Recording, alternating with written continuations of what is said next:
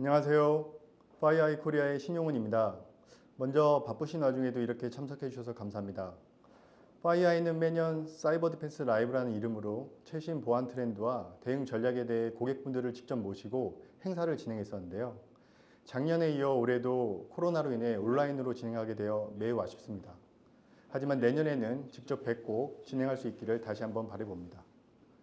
오늘 CDL은 새로운 기술은 새로운 보안 위협을 가져온다는 타이틀로 급변하는 IT 기술과 환경 속에서 지속적으로 발생하는 새로운 보안 위협에 대해 어떻게 대응해야 하는지 이야기를 나누고자 합니다.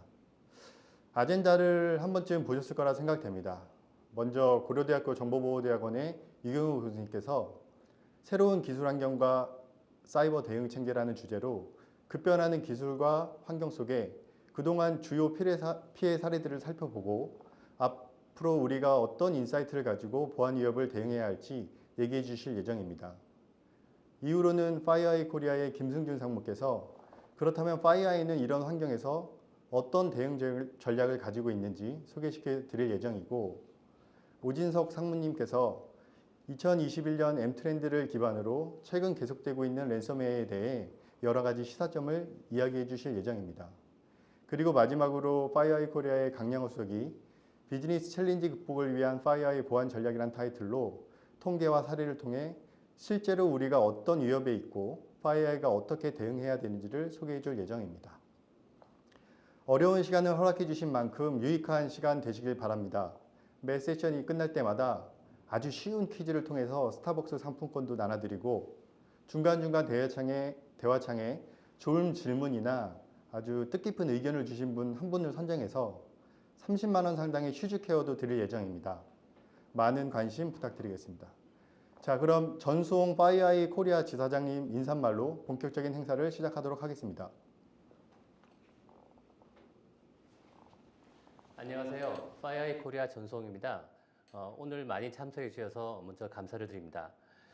기술과 그리고 이에 따라서 서비스가 발전함에 따라서 그 위협 요인 또한 같이 발전한다고 봅니다.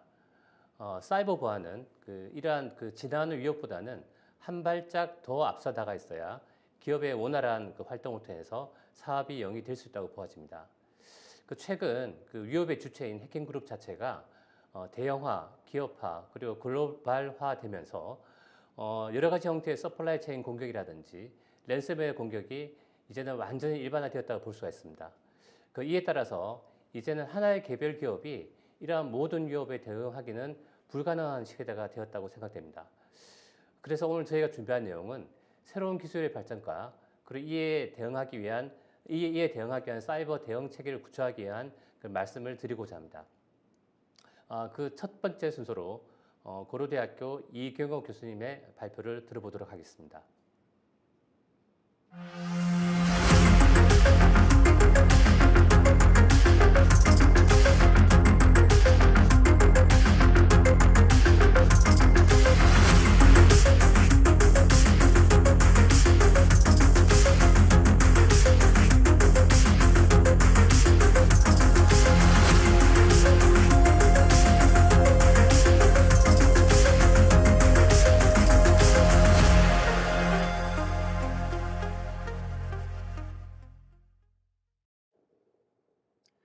네, 안녕하세요. 저는 고려대학교 정보보호대학원의 이경호입니다. 오늘 파이어아이 코리아의 2021년 사이버 디펜스 라이브에 여러분을 뵙게 되었습니다. 오늘 말씀드릴 내용은 새로운 기술 환경과 사이버 대응 체계라는 토픽을 가지고 최근에 급속히 변화하는 기술 환경, 그리고 기반 시설이 급속히 이 사이버 공간과 결합되는 이런 트렌드에 맞게 새로이 발생하는 보안 위협에 대해서 말씀드리고자 합니다. 일단 최근에 있었던 파이프라인 랜섬웨어 사고부터 시작해서 굉장히 다양한 기반 시설에 대한 사고가 발생하고 있는데요. 그 사고의 흐름을 한번 살펴보고자 합니다. 국내외 IoT 관련된 사이버 보안 사고는 굉장히 다양했습니다. 2016년 9월에 있었던 미라이본넷 사고가 아주 대표적이고요. 그 이후에 2017년에 클라우드 팻이라든지 또 아마존 CCTV 사고, 그 다음에 온도 조절 시스템을 통제해서 도시 자체를 마비시켰던 핀란드의 아파트 중앙난방에 대한 이 사고 등 굉장히 다양한 사이버 보안 사고 사례를 우리가 발견할 수 있습니다. 특히 스마트 시티가 국내에 굉장히 크게 부각되면서 스마트 시티의 기반을 이루는 각종 사고들에 대한 우려가 크게 증가하고 있습니다. 여러분들 잘 아시다시피 올 초까지 해가지고요, 작년 말부터 올 초까지 세종 스마트 시티, 그 다음에 부산의 에코델타 시티 총 사업 규모가 한 10조 정도 됩니다. 이번 정부 최대 사업인데 이 스마트 시티의 그 SPC 사업자가 선정됨으로써 본격적으로 스마트 시티에 뭐 아파트도 분양을 하고 기반 시설이 구축되고 있는 과정인데, 사실은 스마트 시티의 핵심은 데이터의 흐름이고, 그 데이터를 구성하는 사이버 공간은 바로 IT 기술로 집약되어 있습니다. 따라서 이 기반 시설에 대한 전 세계의 각종 사고는 우리에게 초미의 관심사가 아닐 수 없습니다. 뭐 2013년도부터 해서 굉장히 많은 이 기반 시설에 대한 취약성을 통한 사고들이 있었고요. 뭐 대표적인 게 우리나라에서 뭐 3.20 사태부터 시작해서 뭐 유럽의 제어 시스템의 악성 코드 감염이라든지, 또 뭐 대만 반도체 기업이 뭐 랜섬웨어에 감염됐다라든지, 뭐 플로리다주에서 랜섬웨어 사고라든지 굉장히 다양한 사고들이 있어왔고, 최근에 파이프라인 랜섬웨어 사고까지 이어지고 있습니다. 뭐 스마트 시티 관련해서 대표적인 사고는 아틀랜타 정부 시스템이 랜섬웨어 공격으로 마비된 것들도 있고요. 싱가포르의 싱일스 데이터 유출 사건 150만 건, 150만 이 사람을 대상으로 한 건강정보 유출된 사건도 있고요. 워싱턴 DC의 뭐 감시 카메라 오작동 사건 등 굉장히 다양합니다. 어쨌든 우리가 이 관심 가져야 되는 이 부분에 공격 시나리오를 어떻게 관리하고 분석할지에 대한 관심이 증가하고 있습니다. 스마트 시티 전체적으로 보시면은요, 이제 주요 인프라를 한 5가지로 볼 수가 있습니다. 에너지 영역이라든지 환경 영역, 교통, 그다음에 이제 서로 이 커넥티비티가 필요하기 때문에 어떻게 네트워크로 연결할 것인지, 그다음에 이제 데이터 거버넌스 측면 분류할 수 있고, 국토교통부가 이제 우리나라의 스마트 시티의 주요 서비스를 한 8가지로 구분하고요. 그리고 인프라를 더하고 있습니다. 그 8가지가 교통, 헬스케어, 에너지, 교육, 환경생활, 안전, 로봇으로 분류하고 있고요. 이게 이제 인프라가 이걸 떠받치고 있습니다. 저희가 수년 동안 이 스마트 시티에 관련된 공격 시나리오도 도출해보고, 또 어떤 영역이 공격 영역인지 보안 요구사항을 도출하기 위해서 굉장히 많은 분석들을 해오고 있는데요. 특히 대표적인 게 이제 뭐 공공 안전 측면에서의 어떤 교통 안전 서비스라든지, 또 금융이 굉장히 큰 타깃이 되고 있고요. 그 다음에 서비스 운영을 하는 전체적인 플랫폼 자체가 또 이슈가 되고 있고, 그 다음에 스마트 시티의 서비스를 받기 위해서는 개인을 어느 정도 식별해야지 아주 정교한 서비스가 가능한데, 그러면서 이제 프라이버시와 어떤 트레이드오프가 발생하는 것이죠. 그래서 이런 측면에서 기존의 어떤 공격 시나리오를 연결하고, 그걸 또 좀 범위를 넓혀가면서 앞으로 발생 가능한 형태로 확대해 나가는 이런 접근들이 이루어져 왔습니다. 대표적인 2개의 사건을 말씀드리고 싶은데요. 아틀란타에서 발생했던 랜섬웨어 사건, 이 경우에는 이제 그 최종적으로는 뭐 2명의 이란인이 샘섬이라는 랜섬웨어로 공격을 했다라고 밝혀졌고, 사실은 이 공격은 뭐 국가가 후원한 단체가 한 건 아닙니다. 그럼에도 불구하고 이 도시의 인프라를 살펴보니 실제 뭐 수천, 뭐 1,500에서 약 2,000개의 취약점이 발견됐다고 하니까요. 근본적으로 기본적인 관리가 안 돼 있던 이런 상황이 쉽게 도출이 되었습니다. 싱일스 같은 경우가 이제 그 싱가포르에 전체 국민의 건강 정보가 다 들어있다고 해도 과언이 아닌데요. 약 150만 명의 환자 개인 정보하고 건강 관련된 데이터 유출됐기 때문에 사실은 거의 모든 데이터가 유출됐다고 볼 수 있습니다.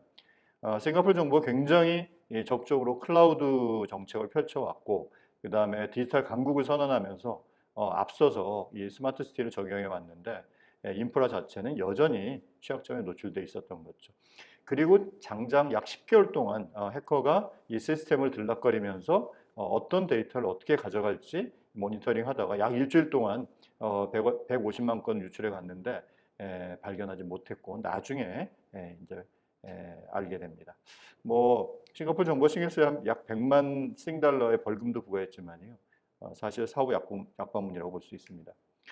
전체적으로 그 랜섬웨어에 대한 복구 비용이 급속하게 증가하고 있고요.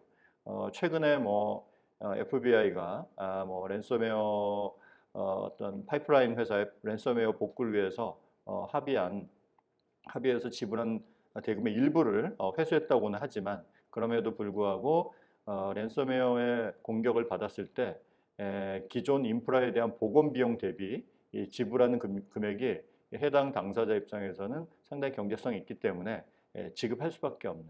그리고 그 이외에 또 복구 비용은 또 별도로 또 드는 거죠. 그래서 급속히 이 소위 말해서 랜섬웨어의 경제성이 이 보안 커뮤니티에서 입증되고 있다 이렇게 볼 수 있겠습니다. 어쨌든 전체적으로 스마트 시티 시장 규모는 굉장히 크게 성장하고 있습니다. 그 성장의 과정에서 함께 정보보호 또 프라이버시 영역의 어떤 대응책에 대한 구축이 이루어져 왔고요. 근데 여전히 미국 같은 경우는 이 사이버 보안 예산이 없는 주가 여전히 절반 정도 되고요. 예산이 있는 경우에도 전체 IT 예산에서 약 3% 미만에 불과한 상황입니다. 연방 정부는 굉장히 저돌적으로 잘 하고 있습니다. 뭐 국방성이라든지 또 DOHS 이 국토안보부 같은 경우는 대대적으로 보안에 대한 예산을 증액하고 있고 또 적용하고 있으나 각 주정부는 여전히 미흡한 상황에 있습니다. 코로나 사태로 각 주정부 역할이 굉장히 강해지고 있는데요. 거기에 따라서 또 비대면 환경에서 어떤 서비스를 확대함에 따라서 당연히 정보보호 쪽에 예산 증액이 불가피한데 한계는 여전한 것 같습니다. CNS 사고는 의료 분야에서 가장 대표적인 사이버 공격 위험을 보여주고 있고요. 결국 싱가포르 정부도 이 사건 이후에 프라이버시와 정보보호를 위해서 굉장히 예산을 증액을 하게 됩니다.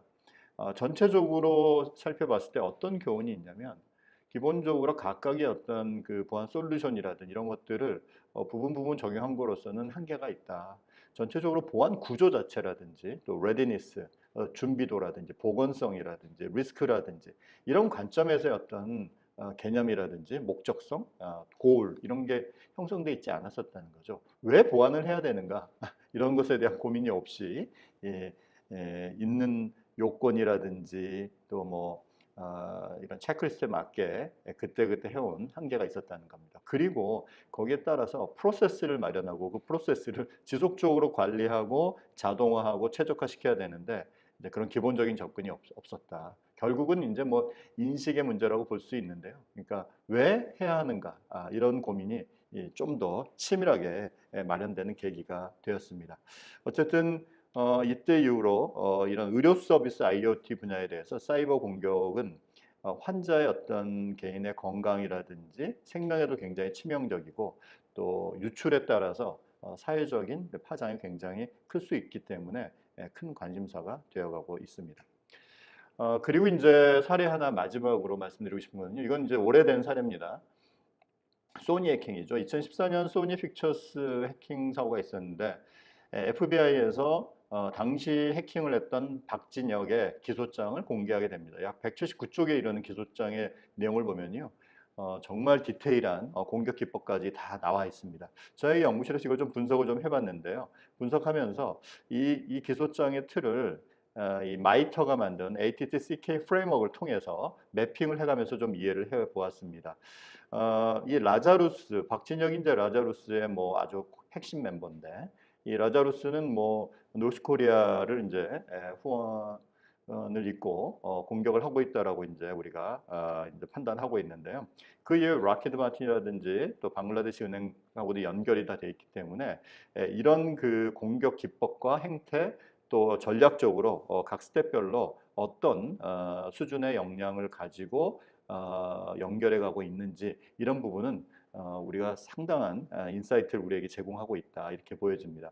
구체적으로 지금 한 6단계만 ATT-CK 프레임워크랑 이 매핑된 걸 보고 계신데요. 이제 전체적으로 기소장 안에서 식별된 것도 있고요. 식별되지 않은 것들도 있습니다. 그래서 매핑을 해보니 한 6곳만 매핑이 됐습니다. 그러니까 이니셜 억세스 초기에 이제 접근부터 시작해서 뭐 액션하는 것들이라든지 이제 각 단계별로 어떤 테크놀로지를 어떤 방식으로 썼고 어느 정도의 시간이 걸렸는지를 쭉 흐름에 따라서 볼 수 있습니다. 우리가 굳이 ATT-CK 프레임워크를 여기서 언급한 이유는 뒤에서 말씀드린 사이버 킬체인 때문에 그렇습니다. 굉장히 급격히 이 빠른 시간 내에 공격이 발생했을 때 어느 시점에서 어떤 테크놀로지를 어떤 방식으로 방어해서 우리가 이 피해를 최소화할 거냐라는 우리 방어 전략 측면에서는 당연히 공격 전략을 아주 섬세하게 이해할 필요가 있다 이렇게 보여집니다. 그리고 또 한 가지는 지금 여기 이제 뭐 제로디움이라는 그레이 마켓이라고 볼 수 있죠. 그레이 마켓의 어떤 이 익스플로이트에 대한 단가를 보고 계시는데요. 이러한 취약성이 충분히 이 시장이 형성되어서 거래되고 있기 때문에 결국은 알려지지 않은 어떤 취약점들에 대해서는 항상 리스크가 있다. 이런 부분은 이제 전제로 하고 우리가 보안에 대응을 해야 된다라고 생각이 듭니다. 여기 보시면은 이제 모바일 쪽이 훨씬 더 많은 가치를 가지고 있는 걸로 이제 이 가격표가 나와 있는데요. 그 안드로이드의 FCP라고 그래서 파이널 컷 프로의 취약점 같은 경우는 약 250만 불 정도 지급하고 있습니다. 그래서 그럼 이 정도로 익스플로이트를 사들였으면 당연히 2,500만 불 이상 또 뭐 그 이상의 수익을 내겠죠. 해킹 집단들은. 그리고 다양한 서비스를 만들어서 과거 이탈리아 해킹팀처럼 전 세계 정보기관에게 또 팔고 서비스할 겁니다. 그래서 이런 그 블랙마켓의 시장을 염두에 두고서 우리가 또 방어 전략을 펼 필요가 있다라고 보여집니다. 그럼 이제 킬체인에 대해서 좀 말씀드리고 싶은데요. 킬체인의 어떤 그 접목이 이루어지는 계기가 뭐 몇 번 있었습니다만은 그 중에 가장 대표적인 것은 아마 2017년 3월에 뉴욕타임즈가 오픈한 북한의 미사일 발사 실패에 대한 얘기일 겁니다.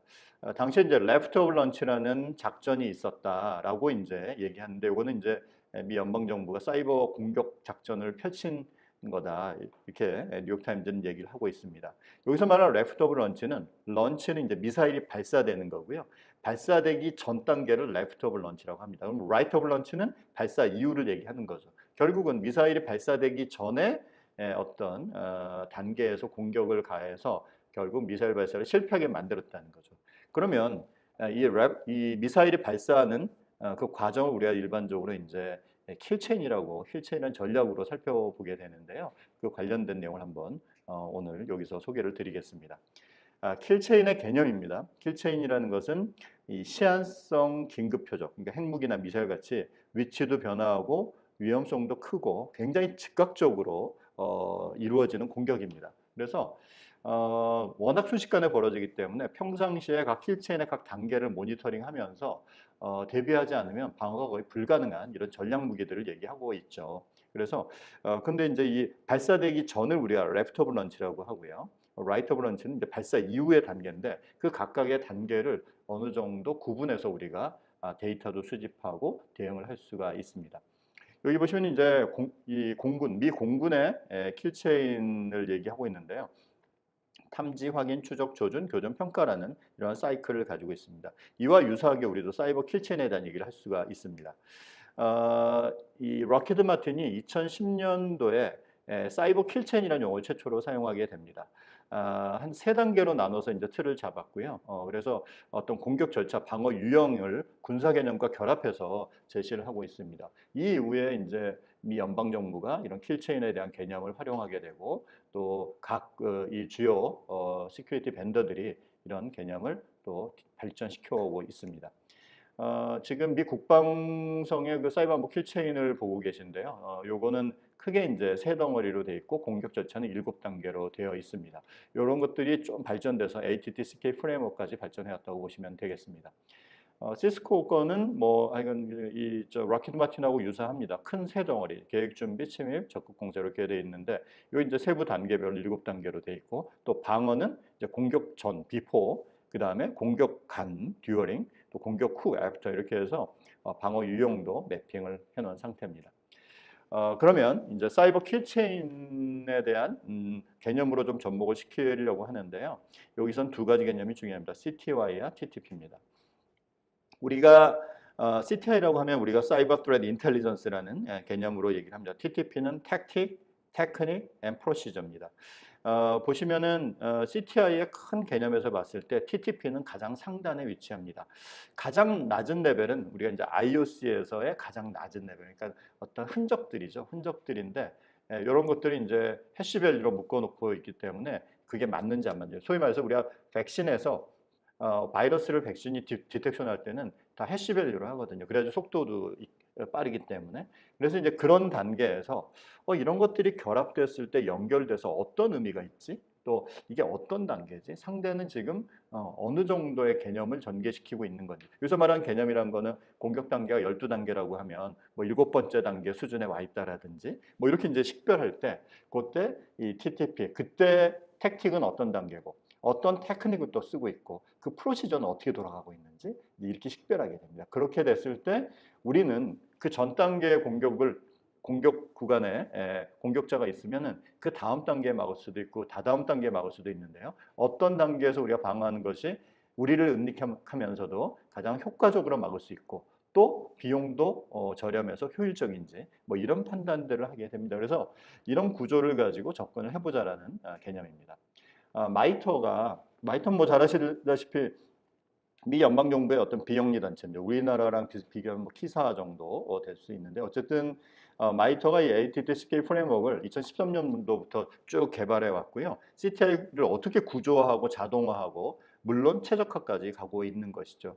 이걸 분석하기 위해서 이 TTP의 항목들 여기 한 뭐 720개 항목인데 계속 지금 업그레이드가 되고 있고요. 최근에도 온라인 웨비나에서 상당히 업그레이드된 내용을 또 발표했습니다. 그래서 여기 택틱이 12개라고 되어 있는데 최근에 13개가 됐고요. 뭐 테크닉은 더 늘고 있고 서브 테크닉도 계속 늘고 있습니다. 그래서 새로운 테크놀로지를 계속 더해가면서 이 프레임워크를 넓히고 있는데 이게 마이토 혼자서 하는 게 아니고요. 이제 그 시큐리티 밴드하고 같이 협력해서 생태계 안에서 프레임워크를 디벨롭하고 또 공유하고 있습니다. 이런 그 생태계의 어떤 이벤트들이 있는데 그게 이제 ATT-CK 콘이라는 행사입니다. 2019년까지 진행되고 그 이후부터는 이제 웨비나로 온라인으로만 진행되고 있는데 아마 내년쯤에는 제 생각에는 오프라인으로 다시 하지 않을까 싶기도 한데요. 2019년까지 진행됐던 ATT-CK 콘에서 가장 인상 깊었던 것은 이제 이 클라우드가 소위 말해서 이 프레임 안에 들어오기 시작했다는 겁니다. 그래서 클라우드 관련된 각종 테크놀로지들도 반영이 되고 있습니다. 뭐 지금 우리가 인프라스트럭처를 얘기하고 크리티컬 인프라스트럭처를 얘기할 때 우리나라는 아직 클라우드 반영이 뭐 아주 더딘 편이지만 이미 미국 시장이라든지 글로벌 시장에서는 클라우드가 거의 기본이 돼 있다 이렇게 보면 될 것 같고요. 아시다시피 미 국방성에서 뭐 제다이 프로젝트 같은 경우는 100조짜리 클라우드 프로젝트입니다. 이런 프로젝트이 지금 마이크로소프트가 수주했고 아마 또 다시 한 이 정도 규모의 클라우드 프로젝트가 발주가 나올 것 같습니다. 그래서 그런 측면에서는 클라우드 퍼스트 개념이 이미 시큐리티에 완전히 녹아들어 있다 이렇게 볼 수 있습니다. 이 TTP 분석에서는 혼자 하는 게 아니고 굉장히 다양한 벤더들이랑 생태계를 이루고 있고요. 여기 참여하는 벤더는 한 약 130개 정도 되는데 그 중에 이제 여기 사례는 EDR 쪽 벤더 한 10개가 참여해서 같이 그 IOC를 분석하고 각 스텝 이 택틱 스텝에 매핑을 하고 그 다음에 매핑된 그 테크놀로지가 어느 정도 확대 가능한지 에뮬레이션하고 하면서 전체 킬체인에 어떤 반영을 시키는 그래서 이게 프레임워크가 되는 이 과정을 보고 계십니다. 이렇게 협업을 통해서 실제 액션이 가능하고 어느 단계에서 어떻게 방어하는 것이 가능한지를 연결해가는 이런 작업들이 함께 이루어지고 있습니다. 여기 이제 보시면은 그 대표적인 사례로 저희가 이제 이 안에 뭐 라자우스라든지 APT37, 뭐 AP38 이런 공격 그룹들이 이 어떤 이 흔적을 남겼는지를 이미 이제 이 ATT-CK 프레임워크에 올라와 있기 때문에 이런 것들을 쭉 보면서 이 마이터가 어느 정도 디벨롭 해놓는지도 보고요. 저희도 이제 최근에 저희 연구실에서 이 워크숍에 참여해서 같이 발표도 하면서 저희도 도움을 많이 주고 있는 상황입니다. 어쨌든 이 ATT-CK 프레임워크는 ATT-CK 내비게이터를 통해서 잠깐만요. 네, 잠깐 끊겠습니다. 제가 목이 죄송합니다. 네. 네. 이 ATT-CK 프레임워크는 ATT-CK 내비게이터를 통해서 현재까지 구현되고 또 입력된 어떤 정보를 보실 수가 있고요. 그거는 이제 공격자 그룹 관점에서도 각 킬체인에 어떤 테크놀로지를 썼는지를 다 식별할 수가 있고 또 거기에 대해서 어떤 벤더들의 테크놀로지가 연결이 되어 있는지도 확인하면서 전체적인 틀을 활용하실 수가 있습니다.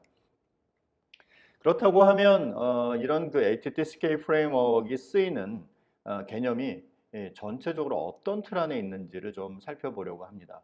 이런 접근은 왜 그러냐면요. 우리가 이거를 단순히 회사의 어떤 정보보호 활동이다라고 이해하실 수도 있지만 만약에 우리가 지켜야 될 대상이 국가에서 또는 뭐 아시아권에서 아니면 전 세계에서 1위 기업이고 또 그 1위 기업을 떠받치고 있는 뭐 인프라를 우리가 지원하고 있다라고 하면요. 이거는 국가가 후원한 단체가 개입될 가능성이 대단히 높고 그렇다고 보면 이거는 이런 접근은 이제 사이버전에 대한 개념 이런 것들까지 확대해서 한번 살펴볼 필요가 있다라고 보여집니다. 사이버 공간에 대한 얘기를 좀 하고 싶고요. 그 사이버 공간에서 이런 사이버 워페어라는 것까지 한번 개념을 좀 확대해 보려고 합니다. 오른쪽에 보시면 사이버 생태계가 있는데 사이버 에코시스템이라고 되어 있고요. 여기서 사이버에 대한 정의를 미 국방성이 해놓은 게 있습니다. 그 과정에서 어떤 기술적 레이어가 있는지 좀 확인해 보려고 합니다. 요게 이제 오른쪽에 보시면 사이버 생태계 오른쪽을 보시면은 OSI 7 레이어, 우리 네트워크에 7 레이어가 있고요. 그 위에 머신 레이어, 머신 랭귀지, 그 다음에 OS가 있고요. 그 다음에 소프트웨어 애플리케이션이 있고 그 위에 페르소나 이렇게 있습니다. 그래서 미국 방송에서는 페르소나부터 해서 OSI 7 레이어의 두 번째 데이터 링크 레이어, 맥 어드레스죠. 네. 요 레이어까지를 우리가 사이버 스페이스라고 정의를 했습니다. 이게 이제 국방성 안에서의 다른 물리적 키네틱 이 디바이스를 쓰는 어떤 영역과의 구분자로 사용이 됩니다. 그러면 가운데 이제 그걸 좀 식별을 해놨고요. 여기에 대해서 어떤 체계를 가지고 분석을 할 것인지를 또 마이터가 표준으로 많이 만들어놨습니다. 그게 대표적인 게 이제 뭐 스틱스라든지 이런 그 랭귀지. 그 다음에 이제 밑에 보시면은 뭐 안드로이드 위에서 뭐 마이크라는 모바일 어떤 표준들이 활용되고 있고요. 그래서 위협 정보를 어떤 개념으로 식별해내고 매핑해낼 것인지 사용되고 있습니다. 그리고 이제 또 한 가지는 이렇게 어떤 굉장히 많은 복잡한 형태의 데이터가 쌓여 있을 때 어떤 방식으로 의사결정을 할 것인지. 그러니까 공격이 현재 들어오고 있는데 이거를 2단계에서 막을 것인지 또 이 공격이 정말 진짜 공격인지 아니면 기만인지 아니면 우리가 살펴봐야 될 상황인지 아무리 뒤에서 푸시를 하더라도 정말 큰 공격을 막기 위해서 어떤 전략적 스탠스를 취할 것인지를 고민한다고 하면 제대로 된 어떤 그 통제체가 있지 않고서는 어렵습니다. 그래서 여기서는 이제 코맨드 앤 컨트롤, C2라고 하는데요. 사이버 코맨드 앤 컨트롤 관점에서의 어떤 방법을 보여드리고 있습니다. 이러한 방법은 정확하게 현재의 어떤 공격상을 이해해야 되는데요. 단순히 앞에 있는 어떤 흔적들 몇 개만 가지고 이걸 막는다고 해결된 문제가 전혀 아니기 때문에 전체 데이터를 기반으로 해서 의사결정을 해야 되거든요. 그때 도대체 어떤 정보까지를 수집해야 되는지 이런 레포트와 쿼리 부분이 있고요. 그 다음에 어떤 액션을 어떤 방식으로 취할 것인지 이게 이제 컨트롤과 오더입니다. 이런 그 전체적인 상황 인식이 제대로 이루어져야지 종합적 판단을 할 수가 있다고 보여집니다. 그 과정에서 어떤 방법을 몇 가지 보여드리고 있는데요. 위에는 이제 앤슬리 모델이라고 해서 전형적인 우리 뭐 미군이 쓰고 있고 또 우리 군도 쓰고 있는 의사결정 모형이고요. 좌측 밑에는 그러면 실제로 어떤 위협들을 찾아내고 또 그게 우리의 자산에 어떤 방식으로 매핑돼서 공격이 이루어질 건지를 실효적으로 찾아내는 이제 위험성 모델은 페어 모델이 있고요. 그다음에 오른쪽은 의사결정 모델입니다. 그래서 이제 이런 틀들이 전체적으로 연결이 돼서 잘 작동할 수 있어야지 종합적 판단이 가능하다라고 보여집니다. 크게 두 개로 나누는데 좌측은 위협 부분입니다. 그러니까 위협은 공격자 부분이죠. 공격이 어떤 방식으로 이루어지는지 살펴볼 수가 있고요. 오른쪽은 자산 부분입니다. 우리가 보호해야 될 대상인 거죠. 공격이 아무리 심하더라도 우리가 지킬 자산이 없다 그러면 뭐 의미가 없는 거죠. 그래서 오른쪽에 뭐 자산이 제로다 그러면 위협이 날뛰어도 그냥 방치해도 전혀 문제가 없는 것이죠. 이렇게 양쪽의 위협과 자산 부분으로 나눠서 판단할 때 좀 상당히 유효한 판단을 할 수가 있습니다. 지금 위협 쪽을 보고 계신데요. 위협 같은 경우는 보시면은 이 스틱스 기반의 위협 데이터를 이제 끊임없이 축적을 해야 되니까요. 외부 위협 데이터를 스틱스 기반으로 계속 모아갑니다. 이게 이제 스틱스 CTI 변환기를 저희가 개발해서 CTI DB에 넣고 있고요. 또 오픈 iOS 기반의 입력기 가지고서 iOS를 그냥 입력도 할 수 있고요. 아니면 뭐 바이러스 토탈이라든지 뭐 스노트라든지 야라룰 같은 것들을 좀 변환해서 저희가 CTI DB에 계속 넣는 작업들도 하고 있습니다. 아니면은 뭐 APK라든지 각 애플리케이션에 대해서 저희가 악성 코드를 뭐 약간의 피처 셀렉션 방법, 피처 추출을 해가지고요. 또 DB화 시키는 작업. 그러니까 이런 굉장히 다양한 어떤 그 흔적들을 쌓고 그다음에 뭐 다양한 또 감시 정찰을 또 뭐 IP부터 시작해서 뭐 키사에서도 RBL을 제공하지만 리얼타임 블락킹 리스트죠. 각종 정보들을 결합하면서 위협 DB를 단단하게 만들어가는 작업이 필요합니다. 근데 이런 것들이 진짜 우리한테 위협으로 식별되려면 이제 위협으로 산출해내는 방법이 필요하죠. 그 중에서 이제 위협 쪽에서 뚜레 커뮤니티가 굉장히 중요합니다. 그 흔적들이 국가 후원한 단체가 예를 들자면 뭐 공격에 활용하는 흔적인지 아니면은 뭐 그냥 일반적인 해킹 그룹인지 아니면은 뭐 개인이 하는 건지 뭐 중딩 뭐 고딩이 하는 건지 이런 것들을 식별하는 것들이 아주 중요하고요. 그런 커뮤니티가 어떤 방식의 threat intelligence랑 매핑되어 있는지 하나하나 연결해 가고 그 데이터를 축적해 나가는 과정. 근데 이때 ATT-CK 프레임워크가 상당히 유용하게 활용되고 있습니다.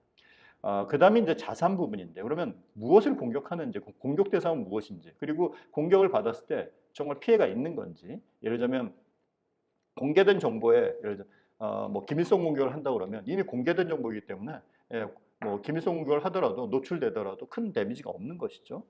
하지만 뭐 이 인테그리티, 뭐 이 무결성, 정확성이 굉장히 중요한 금융 정보, 뭐 은행의 원장 DB라든지 이런데 변조 공격이 들어왔다. 그러면 사회 전체가 아주 혼란에 빠지게 됩니다. 그렇듯이 어떤 공격이 무엇을 타겟으로 오는지 이걸 이제 매핑해 나가는 게 아주 중요하고요. 그런 측면에서는 그런 데미지가 왔을 때 로스 매그니튜드, 이 피해 규모가 어느 정도가 되는지를 미리미리 산정해서 거기에 맞는 어떤 방어 체계를 접목시켜 나가는 것들이 무척 중요합니다.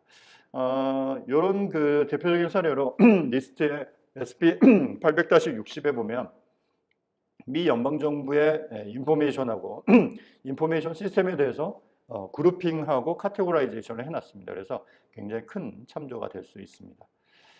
전체적으로 이런 틀을 묶어서 봤을 때는 뚜렛의 어떤 커뮤니티부터 시작해서 뚜렛 인텔리전스, 어셋에 연결하고 리스크로 산정해서 합리적으로 충분히 비용 효율적인 방어가 될 수 있도록 틀을 갖추는, 그리고 그것이 DB화돼서 언제든지 필요한 관점에서 데이터를 비주얼라이제이션해서 보면서 의사결정할 수 있는 이런 전체적인 틀이 무척 중요하다고 볼 수 있습니다.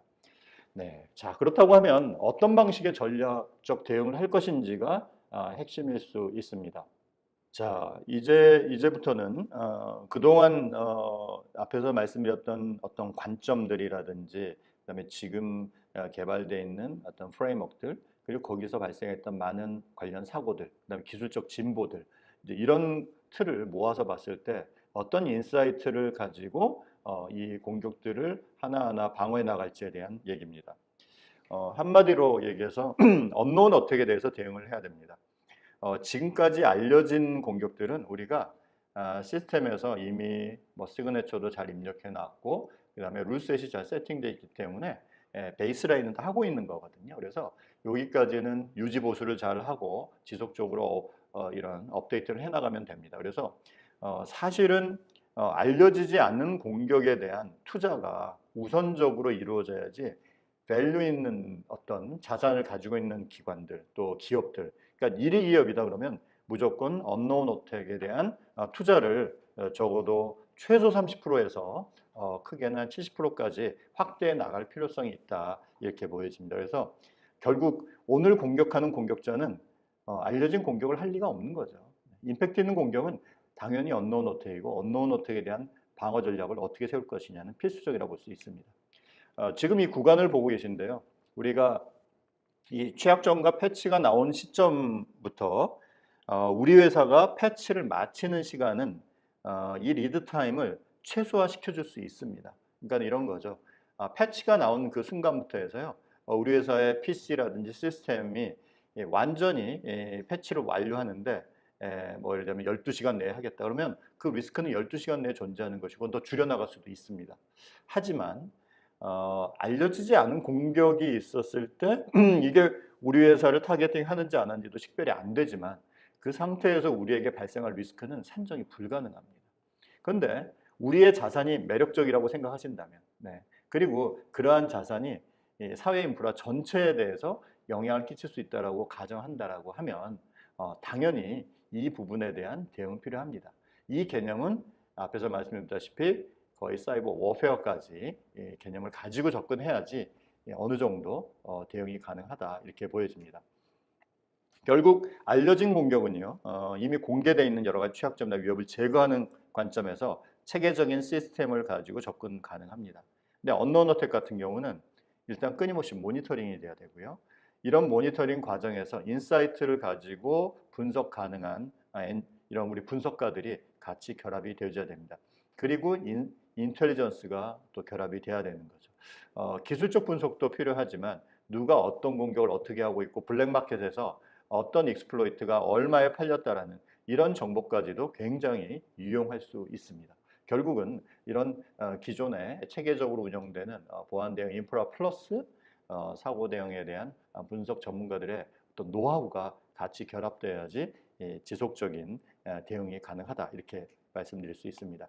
이런 것들이 좀 체계화돼서 DB에 구현이 되고 소위 말해서 데이터가 계속 끊임없이 이런 로그들이 피딩이 되고 통합된 데이터베이스가 필요하고 거기에 대해서 분석 관점들 때로는 컴플라이언스 관점에서 무조건 해야 되는 영역도 존재하잖아요. 그래서 이제 그런 것들 뭐 감사 대응하시느라고 우리 보안 엔지니어들이 너무나 고생이 많으신데 그런 것들도 슈퍼셋으로 만들어서 좀 자동화시키고요. 그 다음에 그 과정에서 자동화 이후에 결국 탐지율이라든지 이런 것들이 아주 최적화돼야 되거든요. 그래서 애큐리시를 높이기 위해서 머신러닝이라든지 각종 자동화된 기법의 어떤 최적화를 좀 꾀해야 되고요. 그럼 또 각종 엔지니어링이 필요합니다. 그리고 마침내 우리 어셋의 자산의 어떤 큰 틀을 가지고 있는 거버넌스, 결국은 우리 조직의 존재 이유죠. 그런 조직의 거버넌스 안에 있는 데이터를 온전하게 그 목적에 맞게 지켜낼 수 있을 때 그제서야 전체 사이버 대응 프레임워크가 제대로 운영되고 있다고 볼 수 있습니다. 이때 혼자 힘으로는 불가능한 거죠. 결합을 하려도요.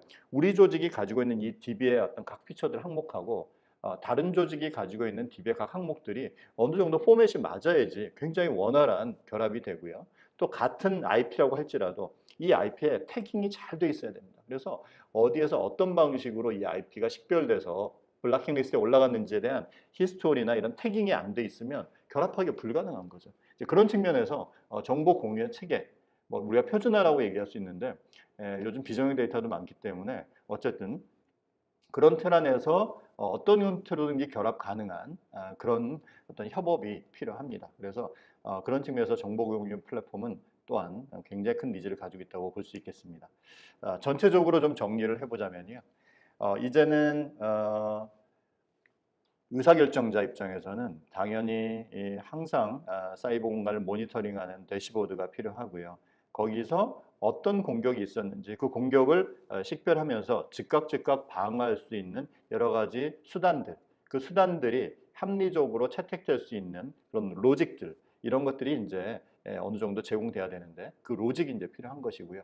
그렇게 해서 액션을 취한 다음에 실제로 우리는 얼마나 피해를 입었는지 또는 우리가 상대방을 때로는 공격도 할 수 있겠죠. 뭐 어쨌든 네. 그래서 물론 그거는 뭐 수세적 공격, 방어적 공격이라고 얘기합니다만 그렇게 됐을 때 적들의 공격력이 그만큼 떨어졌는지 이런 것들을 분석해봐야 되는 거죠. 그래서 그 분석 결과가 유효하다라고 하면 계속 그런 방어를 취할 수도 있겠죠. 그리고 그 과정에서의 전체 데이터를 위협 정보로 착착 쌓아 올려서 나머지 또 다른 취약한 영역에 확대되는 것들을 미연에 방지할 수 있는. 근데 그러기 위해서는 기본적으로 CTI 데이터베이스가 필요하고요. 그 과정에서 우리가 레시피들이 필요한 거죠. 기존에 잘 방어했다라는 이런 베스트 프랙티스들이 있어야 되고 그 다음에 공격 시나리오는 끊임없이 디벨롭이 돼서 이미 있었던 시나리오 외에도 새로운 시나리오들이 영역별로 확대돼서 개발이 돼야 되고요. 그리고 이런 것들을 분석하는데 자동화시키고 또 애큐리시를 극적으로 높이는 그런 애널리틱 프로세스가 필요합니다. 이를 위해서 밑에 데이터 익스체인지, 데이터가 이전돼서 같이 결합될 수도 있어야 되고 또 실시간 데이터는 직접 쉐어링도 돼야 되는 것이죠. 이런 인텔리전트한 대시보드가 우리에게 뭐 제공된다면 너무 좋겠죠. 그래서 이런 것들은 우리 시큐리티 엔지니어들이 같이 협업하면서 최선을 다해서 발전시켜 나가야 되지 않을까 싶습니다. 네. 오늘 이상과 같이 어떤 새로운 환경 또 기반 시설에 대한 이 사이버 공격이 정말 급속히 확대되고 있는 과정에서요. 몇 가지 참조하실 만한 인사이트를 소개해 드렸습니다. 부디 여러분의 현장에서의 어떤 활동에 도움이 되셨으면 합니다. 네, 고맙습니다. 감사합니다.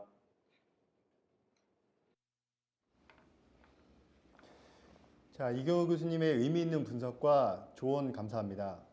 잘 알려진 공격에 대한 대응도 중요하지만 잘 알려지지 않은 공격에 대한 투자 및 대응이 새로운 보안 위협에 얼마나 중요한지를 알 수 있는 시간이었던 것 같습니다. 그리고 지금 대화창에 교수님께 좋은 질문들을 많이 해주셨는데요. 사실 이번 행사의 일정에 교수님께서 좀 맞지가 않으셔서 이번 발표 자료는 녹화를 진행해서 지금 송출한 내용입니다. 그래서 지금 주신 좋은 질문에 대해서는 추후에 제가 따로 교수님께 한번 여쭤봐서 개인적으로 한번 답변을 드리는 시간을 갖도록 하겠습니다. 자, 그럼 첫 세션이 끝나고 첫 번째 퀴즈를 드리도록 하겠습니다. 언노운 어택에 대한 지속적인 모니터링과 전문가 분석 정보가 필요하다는 조언을 해주셨는데요. FireEye의 글로벌 넘버원 인텔리전스 솔루션명은 무엇일까요?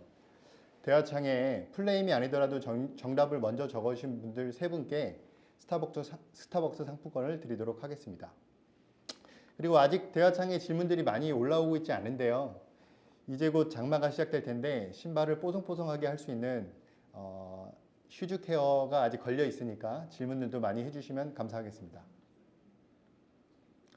자, 그럼 두 번째 순서로 FireEye 코리아 김순준 상무께서 급변하는 환경의 사이버 시큐리티 뉴 노멀이라는 주제로 FireEye의 보안 대응 전략에 대해 말씀해 주시겠습니다. 김승준 상무님이 설명해 주신 FireEye 대응 전략을 잘 들으시고 관심 있으신 분들은 개인적으로 연락을 주셔도 좋을 것 같습니다.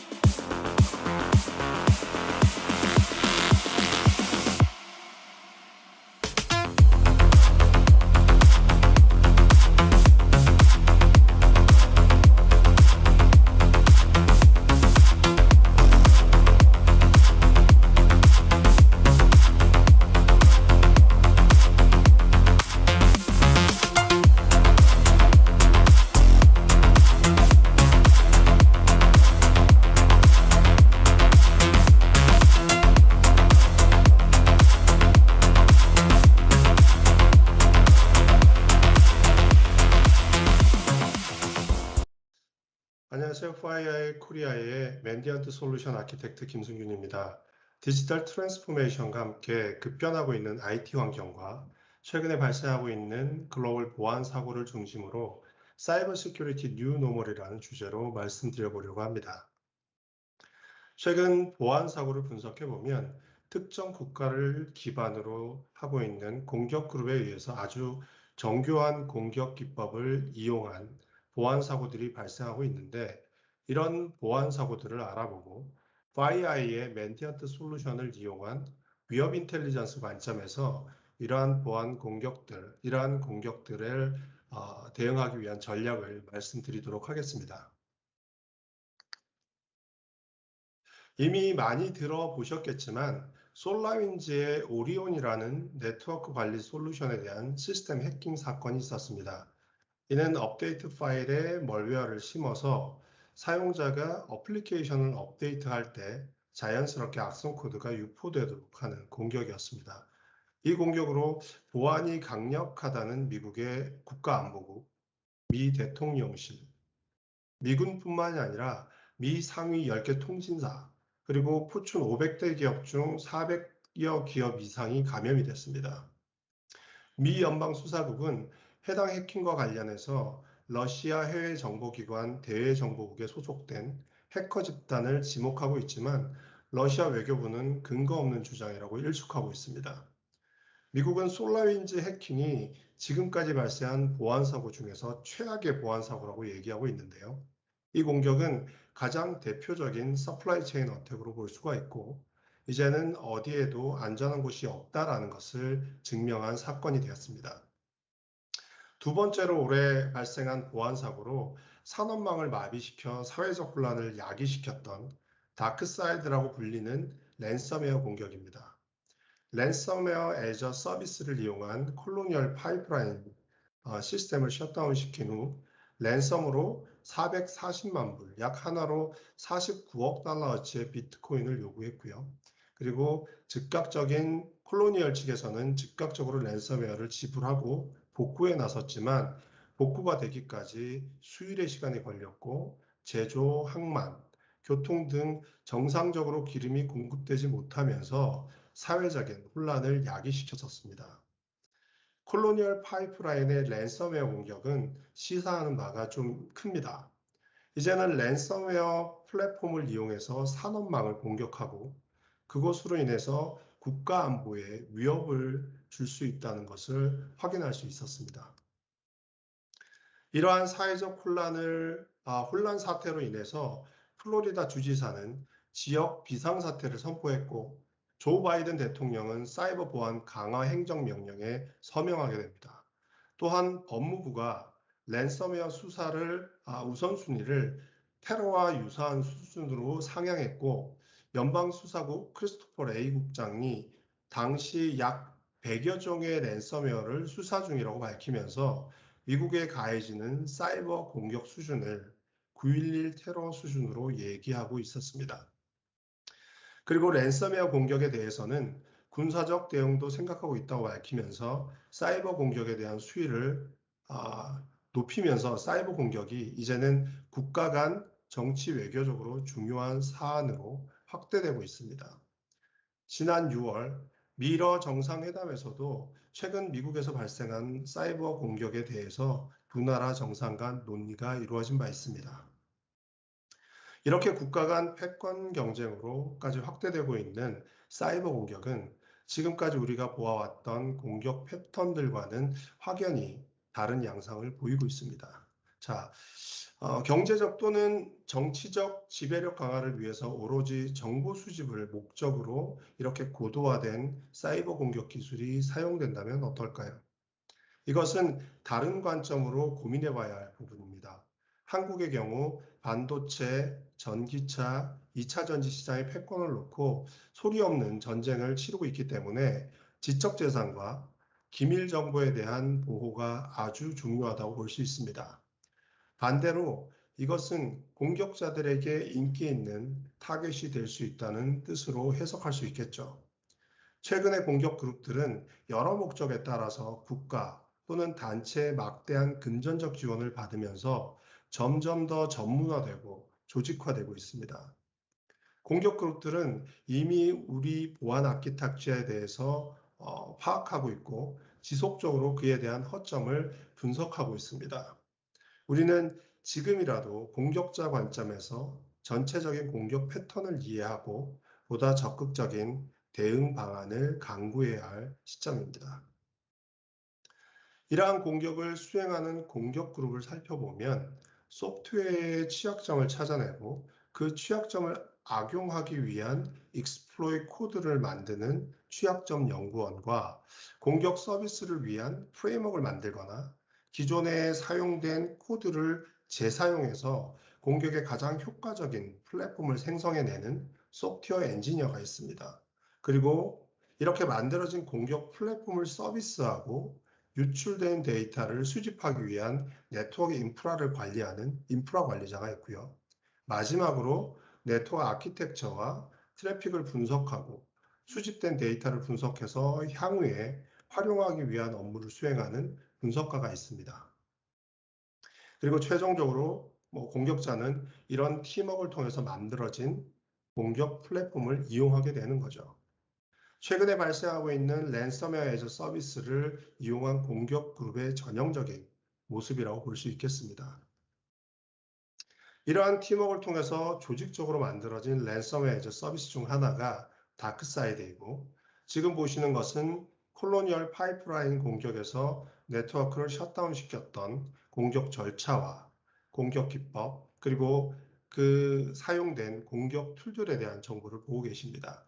각 공격 단계별로 서로 다른 공격 기법과 툴들이 최종 목적을 달성하기 위해서 유기적으로 사용된 것을 확인할 수가 있는데요. 제로데이 취약점과 소셜 엔지니어링 기법을 통해서 침투하고 합법적인 툴들을 이용해서 외부 연결 및 난독화 공격을 통해서 탐지를 우회하고 파일리스 공격을 통한 내부 정찰을 하는 등 여러 공격들을 통해서 데이터를 탈취하고 최종적으로 랜섬웨어를 통해서 시스템을 정지시켰습니다. 단편적인 솔루션을 통한 제어가 아닌 전체적인 공격 라이프 사이클을 이해하고 있어야 대응이 가능한 공격이었다는 거죠. 그럼 파이어의 맨디언트가 제공하고 있는 솔루션을 통해서 인텔리전스 관점에서 어떻게 이러한 공격에 대해서 사이버 위협 헌팅을 수행하고 보안 사고에 미리 대응할 수 있을지를 한번 설명드려 보겠습니다. 첫 번째로 CTI의 정보를 수집하고 공유할 수 있는 플랫폼을 이용하는 것인데요. 글로벌하게 이미 발생한 보안 사고에 대한 정보를 공유하고 발생 가능한 보안 사고를 예측할 수 있는 인사이트를 제공하고 있습니다. 맨디언트 어드밴티지는 FireEye에서 제공하는 위협 인텔리전스 플랫폼입니다. 전 세계적으로 발생하고 있는 사이버 공격들에 대한 실시간 인텔리전스를 수집 분석하기 위해서 FireEye에 글로벌하게 운영하고 있는 보안 장비와 엔드포인트의 분석 결과를 활용하고요. 그리고 북미, 유럽, 아시아 등 5곳에서 운영하고 있는 보안 운영 센터에서 분석한 보안 이벤트 분석 결과를 추가적으로 활용합니다. 이런 정보들은 MSSP 측면에서 IOC를 최대한 활용하는 데 도움을 드릴 수가 있을 것 같습니다. 그리고 CTI의 위협 헌팅 관점에서는 실제 공격자들이 어떤 공격 절차와 기법, 그리고 공격 툴들을 사용하는지 확인이 필요합니다. 이 부분은 두 가지 방법이 있는데 첫 번째로 공격 그룹에 대한 분석을 하는 연구원들이 지속적으로 공격 그룹을 추적 분석하고 레포팅을 통해서 정보를 공유하는 방법이고요. 두 번째는 실제 보안 사고가 발생한 침해 현장에서 침해 사고 분석 및 대응을 통해서 얻어진 정보를 공유해서 실제 공격자들이 사용했던 최신 공격 방식의 인텔리전스를 제공하는 것입니다. 이렇게 이미 발생한 보안 사고에 대한 종합적인 인텔리전스를 기반으로 공격자의 IOC 정보만 활용하는 것이 아니라 유사한 공격이 들어왔을 때 현재 기업 보안의 보안 대응 체계를 재점검할 수 있도록 인사이트를 제공해 드릴 수 있습니다. FireEye는 특화된 위협 정보 수집 및 분석 환경을 통해서 차별화된 위협 정보를 제공하고 있습니다. 일반적인 스크립트 키들을 제외하고 국가 또는 범죄단체의 지원을 받아서 충분한 자금력을 기반으로 전문 조직을 구성하고 고도화된 공격을 하고 있는 공격 그룹들이 있습니다. 슬라이드를 통해서 확인할 수 있는 공격 그룹들이 대표적이라 할 수 있겠습니다. 예를 들면 북한이 대표적일 것이고 중국, 이란, 러시아 등을 확인할 수 있겠습니다. 그리고 각 공격 그룹에 대한 자세한 정보를 알아야 할 필요가 있을 텐데요. 예를 들면 공격에 사용했던 또는 사용하고 있는 최신 공격 관련 정보를 얻을 수가 있고 관련된 최신 사고 분석 및 동향 보고서를 통해서 보안 사고를 미리 예측하고 준비할 수 있겠습니다. 그럼 예를 들어서 한국의 특정 산업군을 타겟팅하고 있는 러시아 기반의 공격 그룹이 무엇인지 한번 샘플링 해보도록 하겠습니다. 최근 콜로니얼 파이프라인 CNA 보험회사 JBS라고 하는 세계 최대 정육회사가 랜섬웨어 감염으로 약 5,500만 불의 랜섬을 지불했습니다. 하나로 치면 약 624억 원에 달하는 비용인데요. 보안 사고들이 모두 러시아를 기반으로 하고 있는 공격 그룹이기 때문에 한국을 타겟팅하고 있는 러시아를 기반한 공격 그룹을 중심으로 한번 알아보도록 하겠습니다. 그리고 산업군은 자동차, 화학, 에너지, 그리고 오일, 가스로 체크하고 검색해 보면 솔라윈즈 공격 그룹으로 알려진 UNC 2452와 APT 29 공격 그룹이 검색이 되고요. 2016년 이후로 활동이 뜸한 에스피오나지 공격 그룹인 APT 28이 검색되는 것을 확인할 수 있습니다.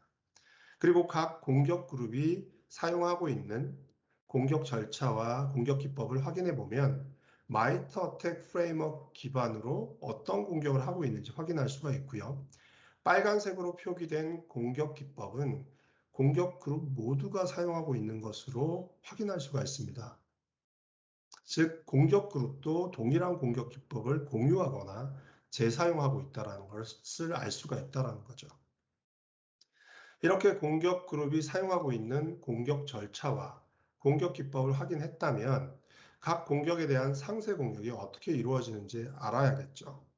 탐지를 우회하기 위한 공격 기법 중에 파일이나 정보를 난독화해서 페이로드를 압축하거나 난독화해서 우회한 다음에 페이로드의 명령을 실행하거나 스크립트를 실행할 때 이제 주로 사용하게 됩니다. 콜로니얼 파이프라인 랜섬웨어 때도 이 난독화 기법을 통해서 스모크햄이라고 하는 백도어를 설치한 것을 보면 최근에 자주 사용되고 있는 공격 기법이라고 볼 수 있겠습니다. 실제 공격자들이 사용하고 있는 난독화 공격 기법을 보면 69개의 난독화 공격 방법이 있는 것을 맨디언트 어드밴티지를 통해서 확인할 수 있고요. 메일이나 CLI 또는 악성 파일 전송 등 여러 형태로 난독화 공격이 이루어지고 있음을 추가적으로 확인할 수 있습니다. 그 다음 해야 할 미션은 이러한 난독화를 이용한 공격이 일어날 때 내부에서 운영하고 있는 보안 장비에서 정상적으로 탐지 분석해서 차단하거나 또는 심을 통해서 정상적으로 알람을 생성하고 있는지 확인이 필요합니다. 맨디언트 어드밴티지 위협 인텔리전스 플랫폼은 이러한 난독화 공격뿐만이 아니라 다른 공격 기법에 대한 세부 정보들도 함께 제공하고 있으니 한번 확인해 보시기 바랍니다. 그러면 이런 공격들에 대해서 내부에서 운영하고 있는 보안 솔루션들이 잘 대응하고 있는지 어떻게 검증할 수 있을까요? FireEye 맨디언트 어드밴티지에서는 공격에 대응할 수 있는 모범 사례와 시나리오를 제공하고 있습니다. 하지만 현재 보안 관리자들이 이러한 고급 정보를 바탕으로 모든 공격들을 적용하고 테스트해 보는 것은 거의 불가능에 가깝습니다. 그도 그럴 것이 스킬셋을 갖춘 인력을 구하는 것도 어려울 뿐더러 이러한 공격 환경을 구현하는 것은 더더욱 어렵기 때문입니다. 고사성어에 지피지기 백전백승이라는 말이 있죠. 여기까지는 지피지기에서 적을 아는 단계라고 말할 수 있겠고요. 그럼 현재 우리 조직이나 나의 상태를 알아보기 위한 방법을 얘기해 보도록 하겠습니다. FireEye 맨디언트는 보안 검증 플랫폼을 통해서 공격 그룹들이 사용하고 있는 또는 사용했던 실제 공격 시나리오들을 마이터 어택 프레임워크 기준으로 테스트해서 조직에서 운영하고 있는 보안 솔루션들이 현재 보안 수준을 확인할 수 있도록 도와드립니다. 그리고 이러한 보안 검증 절차를 모듈화하고 스케줄링해서 지속적으로 조직에서 운영하고 있는 보안 솔루션에 대한 검증 프로세스를 자동화할 수 있도록 지원하고 있습니다. 예를 들어서 맨디언트 어드밴티지에서 확인했던 69개의 데이터 난독화 공격을 인터넷 존에서 서비스 존으로 자동으로 적용하고 테스트해 볼 수가 있습니다. 맨디언트에서 제공하는 시뮬레이션 플랫폼 상에서 이메일, 네트워크, 엔드포인트 액터들을 통해서 양방향으로 안전하게 실제 공격들을 테스트해 보실 수 있습니다. 그리고 테스트에는 모든 실제 공격들을 플랫폼을 통해서 시뮬레이션하고 그에 대한 모든 결과값은 관리자가 직관적으로 확인할 수 있도록 여러 형태의 그래프와 정량적인 데이터로 제공하고 있기 때문에 보안 관리자들은 조직의 보안 아키텍처에서 개선해야 할 부분을 확인할 수가 있고요. 즉각적으로 보안 상태를 강화할 수 있도록 지원할 수가 있습니다. 예를 들어서 각 공격 그룹이 사용하는 실제 공격 기법들을 테스트해보고 공격에 대한 조직의 대응 수준 상태, 그리고 마이터텍 프레임워크 상에서 어느 단계의 공격의 조직의 대응 수준이 높고 낮은지를 직관적으로 확인해 보실 수 있습니다. 추가적으로 운영 중인 보안 솔루션들의 대응 결과값을 제공하기 때문에 솔루션 관점의 설정 변경이라든가 보안 업데이트 등을 통해서 보안 수준을 개선하고 최적화하는 그런 작업들을 하실 수가 있습니다. 일반적으로 보안 자산에 대한 영역별 효율성을 수치화해 보면 슬라이드에서 보시는 바와 같이 예방이 33%, 그리고 탐지가 26%, 그리고 심해 상관 분석을 통한 얼러팅 되는 부분이 9% 수준이고요. 실제 공격에 대해서 탐지를 하지 못하는 경우가 59%에 달하고 있습니다. 이 데이터는 FireEye 맨디언트 검증 플랫폼을 통해서 실제 공격자들의 공격 시나리오를 기준으로 공격을 직접 수행했을 때 나타난 보안 수준의 현주소입니다. 조직에 따라서 보안 수준의 편차가 있을 수 있겠지만 평균적으로 투자한 비용 대비 효율성이 떨어지고 있다는 것을 확인할 수가 있습니다. 맨디언트 보안 검증 플랫폼을 통해서 개선 활동을 진행했을 때 평균적으로 54%의 보안 수준 효과성이 증가한 것을 확인할 수 있었습니다. 이런 결과값을 통해서 볼 수 있듯이 알려진 공격이라고 해서 모든 공격을 현재 운영하고 있는 보안 솔루션에서 막을 수 있는 것이 아니라 공격자의 관점에서 지속적으로 테스트하고 개선하기 위한 자동화 검증 프로세스가 필요하다는 것을 알 수가 있습니다. 제 개인적인 생각을 감히 말씀을 드리면 보안 운영 효율성 및 보안성을 높이기 위해서는 심 다음으로 소어를 도입하기 전에 꼭 검토해야 하는 부분이라고 말씀드릴 수 있겠습니다. 그러면 알려지지 않은 공격들에 대해서 우리는 어떻게 대응할 수 있을지를 한번 알아보도록 하겠습니다. 관리형 탐지 서비스, 즉 MDR 영역에 속하는 FireEye의 맨디언트 매니지 디펜스 서비스를 말씀드려 보도록 하겠습니다. 매니지 디펜스 서비스를 통해서 알려지지 않은 공격들에 대해서 맨디언트 전문 분석가들의 지원 서비스를 제공하고 있습니다. 보고 자료에 의하면 실제 악성 코드 감염 후 랜섬웨어가 디플로이 되기까지가 72일이 소요된다고 합니다. 이것은 2019년에 이제 발표된 보고서에 대해서 말씀드리고 있는 거고요.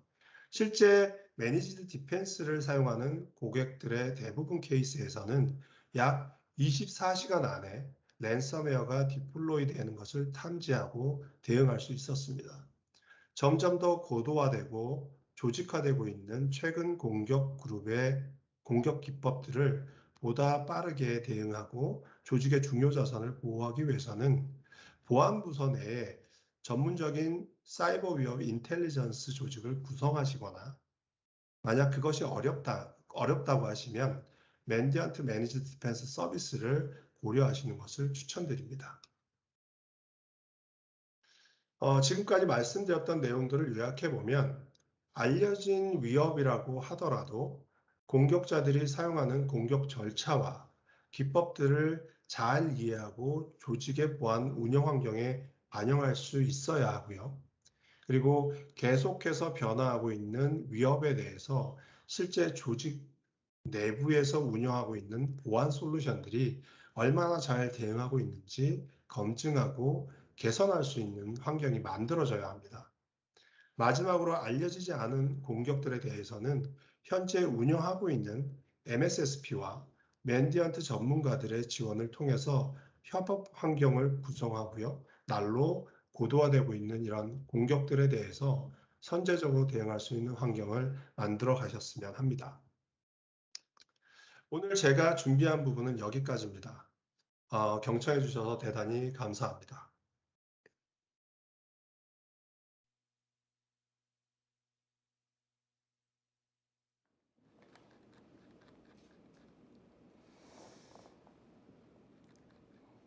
네. 급변하는 환경에 사이버 시큐리티 뉴 노멀이라는 주제로 파이어아이 맨디언트의 대응 전략에 대해 들으셨습니다. 짧은 시간이라 자세히 설명드리지 못하는 부분이 아쉬운데요. 구체적인 설명이 필요하신 분들은 추후 설문이나 대화창을 통해 요청하시면 온라인이든 오프라인이든 추가적으로 설명을 드릴 수 있도록 하겠습니다. 자, 그럼 두 번째 퀴즈를 진행하도록 하겠습니다. 고도화되고 있는 공격들에 대해 보유하고 계신 보안 솔루션들이 얼마만큼 잘 대응하고 있는지 공격 사례라든지 시나리오를 통해 우리의 보안 수준을 검증할 수 있는 파이어아이 맨디언트 보안 솔루션은 무엇일까요? 마찬가지로 대화창에 풀네임이 아니더라도 힌트 드리자면 약자 3자만 적으셔더라도 먼저 적으신 3분께 스타벅스 상품권을 드리도록 하겠습니다. 자, 그 다음으로는 파이어아이 기술 총괄을 하고 계신 오진석 상무께서 2021년 M 트렌드를 기반으로 최근 계속되고 있는 랜섬웨어에 대한 여러 가지 시사점들을 얘기해 주시도록 하겠습니다.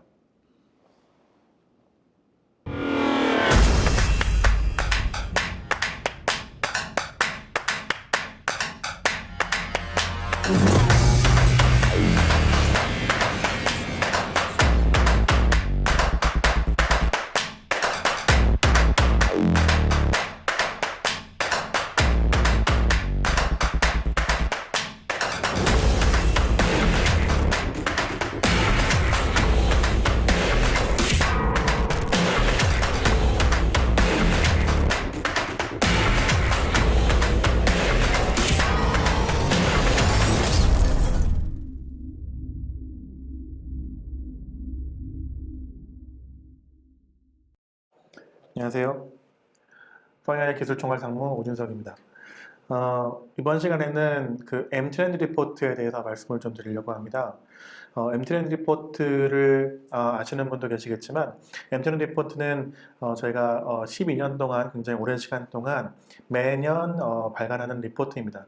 무엇을 기준으로 발간을 하느냐 하면 12년 동안 매년 지난 한 해 동안 맨디언트 팀이 침해 사고 조사를 하고 분석을 하면서 알게 되었던 새로운 정보나 어떤 트렌드 정보를 가지고 정리를 해서 어떤 특징이 있고 우리가 예측했던 위협과 어떤 차이가 있는지 그런 것들을 좀 정리한 내용이라고 볼 수 있을 것 같고요. 이번 보고서는 2021 보고서라고 해서 해당 기간은 19년 10월 1일부터 20년 9월 30일까지 1년 동안의 데이터를 모아서 여러 가지 통계를 내고 숫자로 여러 가지 의미를 정리해 봤다고 설명을 드릴 수 있을 것 같습니다. 먼저 앞서 말씀드리는 이 보고서는 한 80페이지에 관한 굉장히 많은 내용을 포괄하고 있습니다. 저에게 오늘 주어진 한 15분, 20분 남짓의 시간으로 다 커버할 수 없는 내용인데요. 최대한 흥미롭게 말씀을 드리고 꼭 이 세션이 끝난 다음에 이 리포트를 한번 쭉 정독해 보시기를 권고드립니다. 먼저 누가 어떻게의 활동들이 어떻게 변화했는지를 보는 여러 가지 지표가 많이 있죠. 근데 이제 M 트렌드 리포트에서 항상 쓰고 있는 그 지표는 드웰 타임이라고 하는 걸 씁니다. 드웰 타임이라고 하는 걸 쉽게 설명드리면 공격자가 공격을 진행할 때 APT 공격을 진행을 하면 이니셜 어택, 그 다음에 이니셜 컴프로마이즈 스테이지를 지나서 내부 침투 권한 확보하고 내부 확산을 하고 새로운 정보를 갖던 여러 가지 라이프 사이클을 갖게 되죠. 그런 과정에서 처음 들어왔을 때 그 날짜를 기준으로 언제 보안팀이 그 사실을 인지하게 되었는지 이게 굉장히 중요한 포인트인데요. 그때까지 걸린 시간을 드웰 타임이라고 합니다. 이 드웰 타임은 사실 2011년도에 드웰 타임이라는 거를 처음 얘기했을 때의 글로벌 드웰 타임 평균 시간은 416시간이었어요. 416일이었어요. 말 그대로 1년이 넘는 1년 반 정도 되는 그런 기간 동안 공격자의 활동을 탐지하지 못하는 게 아주 일반적이었다. 10년 전엔.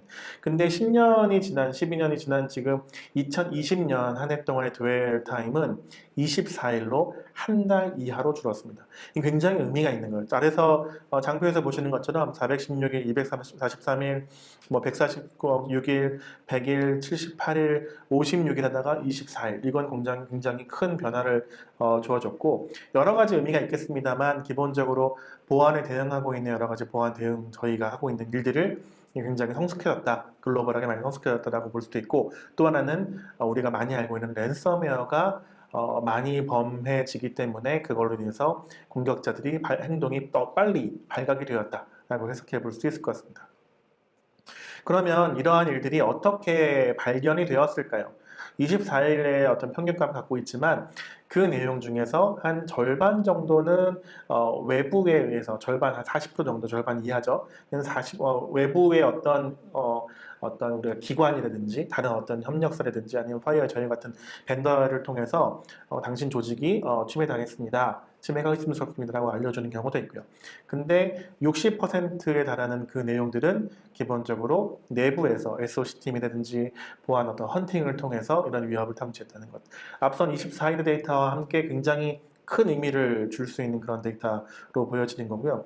이 데이터 역시 2011년도에는 94% 거의 모든 그 발견이 416일이나 걸렸지만 그 모든 데이터들이 전부 다 외부의 어떤 예를 들면 FBI나 우리로 따지면 국정원이나 여러 가지 기사라든지 외부의 기관으로부터 당신의 조직이 감염됐습니다라고 하는 일들을 겪게 되었다는 게 좀 굉장히 상반된 특징이라고 볼 수 있습니다. 그럼 우리가 이제 관심 있는 건 여러 가지 그런 다른 이제 내용으로 보면 누구를 대상으로 공격을 많이 했느냐 반대로 말하면 어떤 산업군이 가장 큰 피해를 입었느냐라고 보면 2016년부터 쭉 데이터를 좀 정리를 해봤어요. 모든 산업군의 그 매년 들고 나는 어떤 변화 추이는 있습니다만 2022년도의 마지막 데이터는 기본적으로 비즈니스와 전문 서비스 산업군이 가장 높은 공격을 받았고요. 그 다음에 리테일, 어떤 그 판매업과 숙박업 관련된, 그러니까 말 그대로 일반 대중이 많이 머무는 서비스를 하는 산업군들이 굉장히 많이 또 공격을 받았고요. 또 하나 특징적인 거는 아무래도 코비드 상황이기 때문에 의료 산업군에 대한 공격이 굉장히 좀 많이 두드러졌습니다. 그리고 나서는 전통적인 위협 1등 산업군이죠. 금융산업군이 일단 링크가 되었고 그 다음에 하이테크 산업군이 그 뒤를 이뤘습니다. 산업군이 뭐 올해 작년 한 해 동안 그렇게 되었기 때문에 내년에 어떨 것이다 이런 걸 얘기하는 건 아닌다기보다는 그 해에 한번 이렇게 생각해 보시면 좋을 것 같아요. 작년을 돌아볼 수가 있잖아요. 우리 돌아봤을 때 있었던 일 대비 그 산업군이 정말 위험을 많이 받았는지 우리가 느꼈을 때 어떤 이유였었는지를 역으로 한번 계산해 볼 수 있는 어떤 그런 하나의 좋은 어떤 그 가시성을 주지 않나 싶습니다. 또 하나는 이제 코비드와 관련됐을 때는 코로나 관련해서 그 의료 백신에 관련된 정보의 싸움이 굉장히 치열했습니다. 그렇기 때문에 APT-30이라든지 32라든지 APT-41과 같은 베트남과 중국의 활동들이 굉장히 도드라지게 일어났었고요. 그 외에도 굉장히 많은 활동들이 새로운 백신 아니면 백신의 연구 개발 내용들을 서로 가져가기 위한 그런 여러 가지 공격들이 많이 도드라지게 보여졌습니다.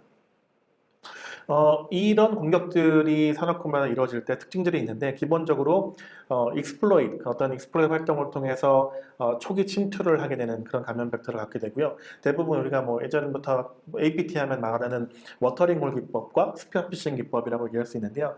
그 피싱 기법이 점점 진화하고 있지만 작년 같은 경우에는 그 익스플로이트 공격을 통해서 뭔가 좀 정보를 탈취하기 위한 목적들이 굉장히 많았고 피싱 공격의 어떤 개인 타겟을 하는 것보다는 조금 범면적인 타겟이 아무래도 많았던 것 같습니다. 그리고 또 하나는 특징은 그런 공격의 목적 자체가 금전적인 이득을 가지고 있는 게 굉장히 많이 있는데요. 금전적 이득이 한 36% 되고 데이터 도용이 한 32%입니다. 데이터 도용이라고 하는 것은 데이터를 탈취를 해서 그 데이터를 뭐 재판매한다든지 그 데이터를 가지고 다른 일들을 도모함에 있는데 이 두 가지가 굉장히 데이터가 비슷해요. 뒤에서 설명드리겠지만 그리고 많이들 아시겠지만 우리가 지금 처한 현실은 랜섬웨어가 굉장히 크게 변모하고 있고 이 랜섬웨어들은 예전처럼 단방향으로 바로 뭐 암호화를 시킨다든지 이런 공격을 하는 것보다는 내부의 데이터를 탈취해서 이거를 또 하나의 어떤 돈을 탈취하기 위한 목적의 수단으로 만들어서 더 협박을 더 세게 하기 위한 방법으로 사용하고 있죠. 이런 일들이 굉장히 그 그래프 차트에서 많이 그렇게 보여지는 데이터이고요. 또 하나는 2019년도 같은 경우에는 하나의 어떤 침해를 당한 조직을 조사했을 때 공격 그룹이 하나 이상인, 예를 들면 APT 41, APT 32 이런 두 조직이 한꺼번에 들어오는 경우, 이런 경우가 그렇게 흔치는 않은데 15%로 흔치는 않았지만 올해는 30%로 작년보다 2배 이상 증가를 하였습니다. 이 얘기인즉슨 뭔가 좋은 먹잇감이 되는 기업, 조직들은 다른 공격 그룹들이 동시에 많이 공격을 하고 있다. 이런 분들은 우리가 예상해 볼 때 의료산업군이라든지 아니면 여러 가지 특정 서비스를 하는 기업들을 대상으로 많은 큰 공격들이 있었음을 알 수 있습니다. 그들이 누구였을까? 그럼 그런 일들을 벌인 그 공격, 주로 했던 공격이 누구였을까? 공격 그룹이 누구였을까라고 생각해 보면 저희가 그 파이어아이가 가지고 있는 그 트래킹하고 있는 공격 그룹은 굉장히 많습니다. 지금 현재는 여기 보시는 것처럼 1,900개 이상이라고 되어 있는데요. 예전에 뭐 2,400개, 뭐 2,700개나 데이터도 많이 썼는데 이 공격 그룹들은 뭐 없어지기도 하고요, 합쳐지기도 하고요, 아니면 재정의되기도 합니다. 이런 어떤 과정에 의해서 현재 저희가 한 추정하기는 1,900개 정도의 그룹 중에서 한 652개 정도 그룹들이 현재 활동하고 있다고 확인을 하고 있고, 그 중에서 이제 2020년대는 236개의 UNC, 그 unnamed 카테고리 되는 캠페인들이 236개, 그 다음에 4개의 그 금전적인 탈출을 목적으로 하는 핀 그룹, 그 다음 6개의 APT 그룹의 활동이 두드러지게 목격되었습니다. 그래서 보시는 것처럼 다양한 국가와 다양한 국가 배후에서의 일들이 이루어졌었고, 대부분의 내용들은 아까 말씀드렸던 금전적인 데이터의 탈출이라든지 아니면 그 의료 산업에 의료 어떤 정보에 대한 정보 탈출을 위한 목적의 활동들이 굉장히 두드러졌습니다.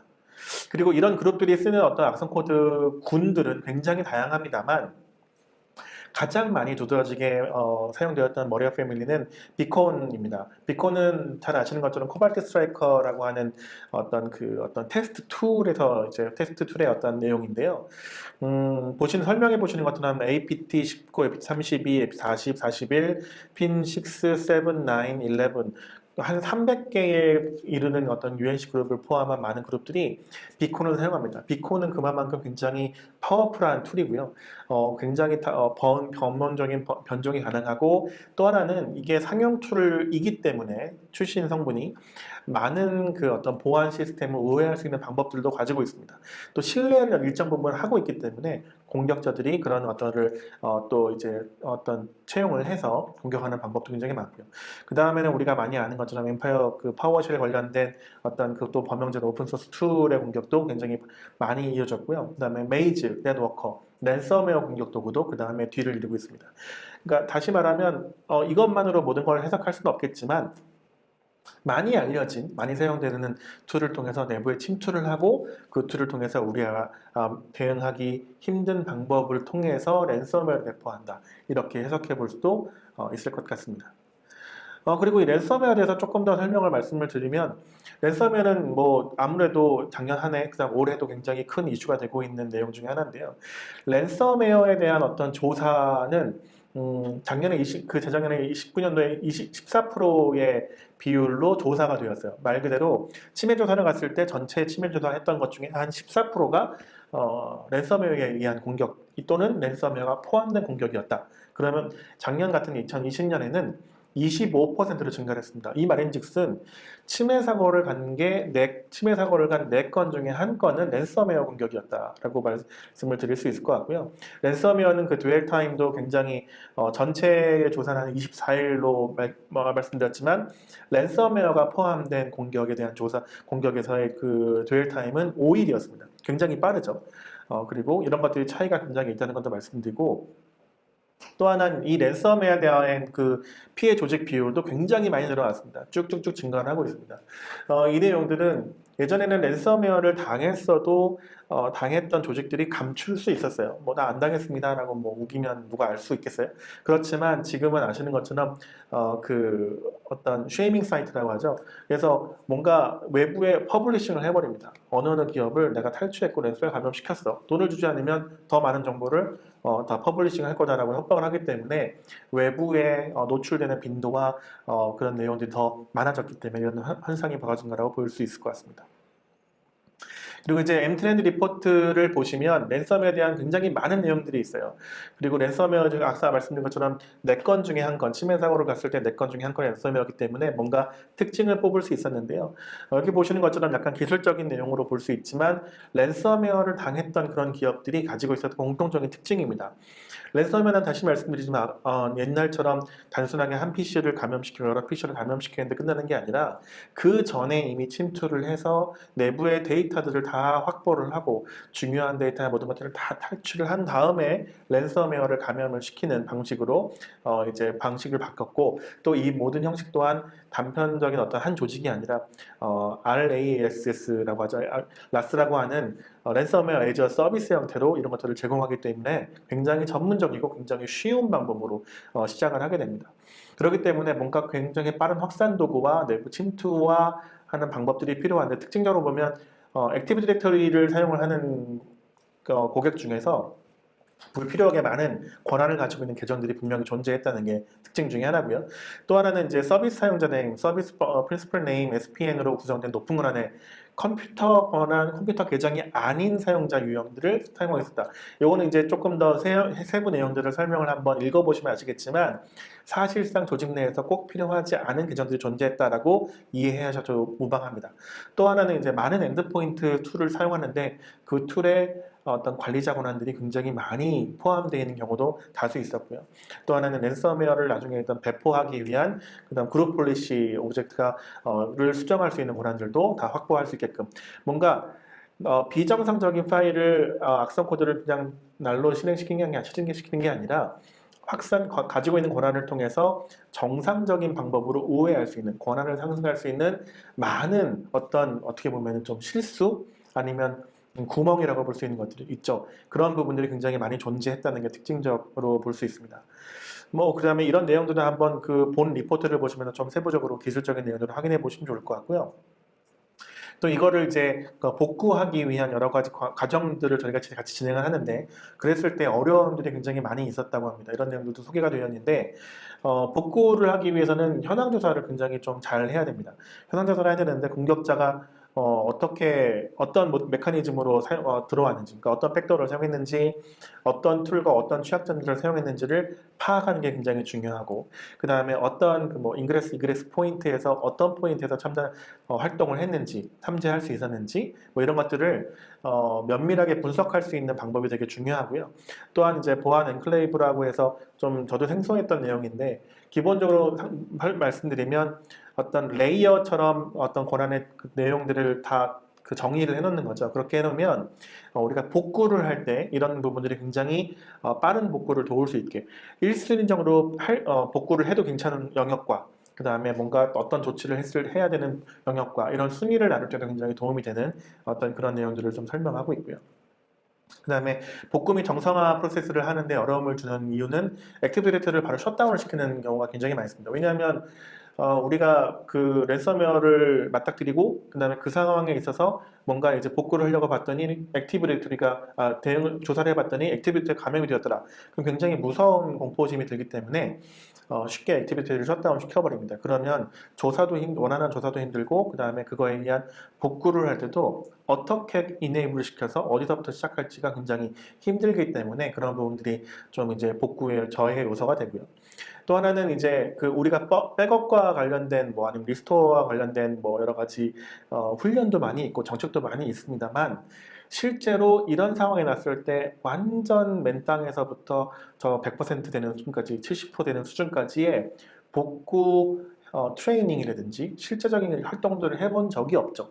다 문서화돼 있고 단위 트레이닝을 해봤지만 이런 실제적인 과정들을 해보지 않았기 때문에 이런 어떤 정책들이 굉장히 좀 듬성듬성돼 있다거나 여러 가지 그런 것들이 이제 많이 발견되었다고 합니다. 그렇기 때문에 좀 더 세부적인 실적인 내용들이 필요하다. 그런 것들을 위한 미리미리 준비, 테스트들이 필요하다는 얘기들을 또 하고 있습니다. 사실상 엠트렌드 리포트는 앞서 말씀드린 것처럼 굉장히 많은 내용을 포괄하고 있어요. 지금 제가 설명드렸던 데이터 숫자들 외에도 글로벌 데이터는 어떤지, APAC 데이터는 어떤지 세부적으로 나와 있고요. 또 하나는 맨 마지막 부분에 또 유즈 케이스라고 해서 침해 사고 조사와 맨디언트 활동을 통해서 확인한 것 중에서 재미있는 케이스를 좀 이제 소개하고 있는데 그 중에 하나는 퇴사자와 관련된 부분입니다. 퇴사 예정자에 대한 데이터 모니터링을 의뢰를 받아서 데이터 모니터링을 통해서 아마도 뭔가 좀 어떤 위험도가 높은 아마 퇴사자였던 것 같습니다. 그래서 그런 군에 대해서 활동의 내역들을 트래킹하고 실제적으로 그 정보가 어떻게 활용되어지고 어떤 의미를 갖는지 뭐 이런 좀 일반적이지 않은 내용들도 많이 포함하고 있기 때문에 2021 M10 리포트를 통해서 우리가 맞닥뜨린 현실이 얼마나 심각했는지 그 다음에 그게 실제 21년에 올해 지금 저희가 활동하고 있는 이 시기에 어떻게 영향을 더 주고 있는지 줄 것인지 한번 예측해보는 시간도 가질 수 있을 것 같습니다. 그래서 꼭 한번 본 리포트를 저희가 모든 페이지를 다 한글화 시켰기 때문에요. 그 부분들을 한번 다 쉽게 눈으로 보시면서 더 확인해 볼 필요 또 뭔가 좀 의논할 부분이 있으면 저에게 언제든지 연락 주시면 저희가 그런 부분을 도움을 드리도록 하겠습니다. 제가 오늘 준비한 세션 여기까지고요. 다음 많은 세션들도 유익한 세션이 되기를 기대합니다. 감사합니다. 우진석 사모님께서 파이어에만이 드릴 수 있는 의미 있는 시사점을 주신 것 같습니다. 감사합니다. 최근 랜섬웨어에 대한 해킹 사고도 많았고 관심이 많으셨을 텐데 도움이 많이 되셨으리라고 생각되고요. 오 사모님께서도 말씀하셨지만 M트렌드에 대한 한글 번역본은 필요하신 부분들이 있다라면 저한테 요청을 하시면 제가 계획별로 메일로 드릴 수 있도록 하겠습니다. 자, 그럼 마지막 퀴즈를 드리고 대미를 장식할 강영호 수석의 세션을 들어보도록 하겠습니다. 마지막 퀴즈는 발표 내용과는 조금은 상관이 없는데요. 오진석 사모님께서 분석해 주신 M트렌드의 M은 무엇을 의미할까요? 앞선 두 퀴즈에서도 포함되어 있던 단어인데요. 제일 쉬운 문제가 아닐까 생각됩니다. 정답을 아시는 분은 대화창에 남겨주시기 바랍니다. 자, 그럼 마지막으로 파이어아이 코리아 강양호 수석이 비즈니스 챌린지 극복을 위한 파이어아이 보안 전략에 대해서 발표해 드리도록 하겠습니다.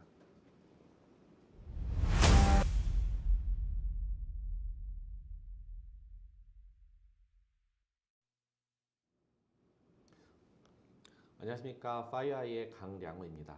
앞서 새로운 기술 환경과 사이버 대응 체계에 대한 주제와 그리고 인텔리전스를 활용해서 위협에 선제적으로 대응을 하는 방안에 대해서 좋은 세션들을 해주셨는데요. 도움이 되셨기를 바랍니다. 제가 준비한 것은 이런 것들이 실제적으로 우리에게 어떻게 위협이 되고 있고 파이어아이가 어떻게 대응을 하는지를 알아보도록 하겠습니다. 먼저 통계와 사례를 들어서 국내외 악성 코드로 인한 위협 상황에 대해서 알아보도록 하겠습니다. 우선 위협 스코어에 대해서 말씀을 드리려고 하는데요. 이 위협 스코어는 지난 분기의 데이터입니다. 그러니까 2021년 1분기의 데이터입니다. 지역 개념인 아시아 퍼시픽과 리전 개념인 한국을 기준으로 비교한 자료인데요. 한국의 사이버 위협 스코어는 아시아 퍼시픽 사이버 위협 스코어보다 0.3 낮은 수치로 확인이 됩니다. 그리고 이 안에서 색깔이 구분되어 있는데 빨간색은 빈도를 나타내고 파란색은 규모를 나타냅니다. 여기에서 우리가 알 수 있는 점은 한국에 대한 사이버 위협은 아시아와 다르게 핵티비즘과 정보 수집을 위한 공격보다는 특정 국가가 배후에 있는 사이버 스파이 행위에 집중이 되고 그리고 더불어 재정적 이익을 목표로 하는 공격자들에 대한 표적 공격이 더 활발히 이루어졌고 그리고 한국은 이 부분이 지나치게 중점적으로 발생이 되고 있다는 점을 알 수 있었습니다. 이렇게 평가된 위협들은 결국 공격 그룹의 활동과 연관지어질 수가 있습니다. 작년에 클럽 랜섬웨어를 이용하고 배포해서 이를 통해서 데이터를 유출하고 재정적인 이득의 목적을 둔 fin11이 지난 1분기에도 가장 활발하게 활동을 하였고 그리고 이에 못지않게 큐봇이나 스모크로더, 비콘 그리고 시스템 BC 등 다양한 멀웨어를 배포하고 침투하고 재정적인 목표를 수행을 하는 UNC 2500이 가장 활발하게 활동을 하였습니다. 그리고 이뿐만 아니라 북한, 중국, 러시아 등 이러한 국가를 배후에 둔 다양한 공격 그룹 또한 국내를 대상으로 현재에도 활발하게 활동을 하고 있습니다. 지난 1분기 국내에 유포된 악성 코드는 임포스틸러가 약 84%를 차지를 하고 있는데요. 또한 국내 다수 기업들을 대상으로 마크업 랜섬웨어가 유포되었습니다. 이 마크업 랜섬웨어는 2020년 12월부터 현재까지 다양한 산업군의 국내 기업을 대상으로 유포가 진행 중에 있습니다. 작년뿐만 아니라 올해도 지속되고 있는 건데요. 완벽하게 한국어화된 그런 스피어피싱 공격으로 시작되는 것이 특징입니다. 그리고 요즘 되게 화두가 되고 있는 서비스형 랜섬웨어, 그러니까 랜섬 애저 서비스의 형태를 가지고 있는 그런 랜섬웨어라고 볼 수가 있습니다. 2021년 3월에 그리고 2021년 5월에 총 두 차례의 그러니까 파이어아이 국내 고객사를 대상으로 어딘지는 당연히 이제 말씀드리기가 어렵고요. 국내 고객사를 대상으로 마크업 랜섬웨어 감염 시도가 이제 탐지되었고 이제 확인된 사례가 있었습니다. 앞서 말씀드린 것처럼 완벽하게 한국화된 그런 스피어피싱 공격으로 시작되었고 입사 지원서 및 저작권 침해 안내 위장 이메일이 이제 들어와서 랜섬웨어 유포가 이제 수행이 되었습니다. 그리고 올해에도 여전히 이제 많은 악성 코드들이 계속해서 생겨나고 생성되고 또 어떤 기능이 확장되고 하는 일들이 벌어졌는데요. 파이어아이에서는 이제 작년 기준으로 514개의 새로운 머레어가 확인이 됐고, 그리고 이 중에 백도어 관련된 머레어가 가장 많이 확인이 되었고, 그 뒤로는 다운로더, 드러퍼, 그리고 랜섬웨어 등 다양한 악성 코드가 새로 생성이 되었습니다. 그리고 이러한 악성 코드들 대부분은 윈도우 환경에서 동작이 되도록 구성되었다는 점이 특이사항인데, 공격자들이 공격을 수행을 할 때 악성 코드 자체뿐만 아니라 윈도우즈의 정상적인 프로세스, 그러니까 프로그램들을 혼합해서 테크닉과 택틱스를 이제 완성해 나가는 모습들이 지속적으로 보이는데, 이러한 부분들이 이제 윈도우즈에 관련된 악성 코드들이 많이 발생한 사례 중에 하나라고 이제 볼 수가 있고, 그렇기 때문에 이제 공격자들이 맥이나 리눅스보다는 윈도우를 선호를 해서 공격을 하고 있다라고 좀 분석을 해볼 수가 있을 것 같습니다. 다음은 이러한 실제적인 이제 통계와 사례적인 위협들에 대해서 파이어아이가 어떻게 대응을 하는지에 대해서 알아보도록 하겠습니다. 지난 5월 7일엔 앞에 이제 김승준 상무님께서 예를 들어주신 사건인데, 5월 7일에 미국 최대 연료 운영업체인 콜로니얼 파이프라인이 랜섬웨어 공격을 당한 사건이 발생을 했습니다. 휘발유와 기타 연료 같은 생필품에 사용되는 그런 연료를 텍사스에서 뉴저지까지 운반을 하는 그런 약 5,000km였던가요? 그런 엄청나게 긴 파이프라인인데요. 미국 연료 운반의 절반 이상을 제공을 하는 그런 기업입니다. 이런 콜로니얼 파이프라인이 다크사이드 랜섬웨어의 공격을 받아서 연료 공급 서비스가 중단이 되는 그런 사태가 벌어졌는데, 이를 해결하기 위해서 미국 정부, CIA 모두 이제 자체 해결을 위해서 노력을 했는데 시간이 오래 걸리고 방법도 이제 딱히 보이지 않아서 다크사이드와 이제 협상을 해서 비트코인을 지불을 하고 해독하는 코드를 받아서 진행을 하고 있는데, 아직까지도 이제 완벽하게 복구가 이제 지연이 되고 있다고 이제 전해지고 있습니다. 물론 이제 보험이라든지 아니면은 다시 이제 되찾아온 비트코인이 있다라고 하는데, 여기에서 이제 저희가 좀 말씀드리고 싶은 점은 이러한 어떤 국가 기관 산업에 대한 공격들이 랜섬웨어를 통해서 공격을 받아서 중단이 되었고, 이러한 부분들이 이제 실제적인 저희 고객들에게 위협이 되는 것들이 발생이 되었다라는 것을 이제 말씀을 드리고 싶고, 여기에서 사용된 다크사이드 랜섬웨어에 대해서 이제 좀 말씀을 들어보려고 하는데, 다크사이드 랜섬웨어는 다음과 같은 어택 라이프 사이클을 가지고 있습니다. 소닉월 취약점을 이용해서 초기 정찰을 수행을 하고, 코발트 스트라이크 비콘을 이제 다운로드 받아서 연결을 유지를 하고, 미미카츠를 통해서 자격 증명을 획득을 하고, RDP 프로토콜을 사용하는 팀비어를 통해서 이제 레이터럴 무브먼트를 하고, 알클론을 통해서 정보를 유충시키고, 그리고 마지막으로 PSEXC를 통해서 다크사이드 랜섬웨어가 배포되는 그런 구조입니다. 이러한 사건들이 발생을 했었을 때 파이어아이가 이제 대응을 할 수가 있는데, 어떤 식으로 대응을 하냐면, 이미 저희가 고객들이 사용을 하고 계시는 솔루션을 통해서 대응이 가능합니다. FireEye는 단순한 장비 회사가 아니라 전방위적 보안 플랫폼을 제공을 하고 이를 지원을 하는 인텔리전스의 강력한 이점을 가지고 있는 회사이기 때문에 이러한 부분들이 다크사이드와 같은 전체 랜섬웨어의 전체 어택 라이프 사이클들이 대응이 되도록 어떤 오퍼링들이 제공이 되고 있고요. 실제로 그러면 어떤 기능을 통해서 대응이 가능한지 말씀을 드려보도록 하겠습니다. 일단은 다들 많이 쓰고 계시는 NX예요. 네트워크 시큐리티 부분인데 NX는 굉장히 여러 가지 많은 기능들이 탑재되어 있습니다. 이 중 이제 오늘 말씀드리려고 하는 거는 스마트 비전이라는 기능에 대해서 소개를 드리려고 하고 있습니다. 보통 요거는 이제 뭐 이스트 웨스트에 대해서 가시성을 확보한다라고 소개를 많이 드리는데 많이 쓰고 계시지는 않을 거예요. 왜냐면은 뭐 내부 통신에 대해서 탐지 간략히 얘기하면 내부 통신에 대해서 이제 탐지를 하는 그런 엔진이기 때문에 많이 쓰지는 않으실 것 같은데 이 기능을 이제 이해하시기 전에 먼저 알아야 될 부분이 4세대를 쓰고 계시는 고객분들께서는 이 기능이 탑재가 안 돼 있고 5세대 NX 하드웨어에서만 이제 제공되는 탐지 기능입니다. 간단히 요약해서 이제 설명을 조금 더 드리면 내부 확산 단계에서 악성 행위를 탐지하고자 하는 어떤 다양한 룰을 가지고 이제 발전이 되었고 그리고 머신러닝 기반의 엔진을 통해서 데이터 유출을 탐지를 하고 그리고 SMB 프로토콜을 통해서 일어나는 내부 통신에 대해서 이제 탐지를 해서 시그니처 리스 방식의 상관관계 분석을 제공을 하는 그러니까 레이터럴 무브먼트에 이제 특화되어 있는 그런 엔진 기능이라고 보시면 될 것 같습니다.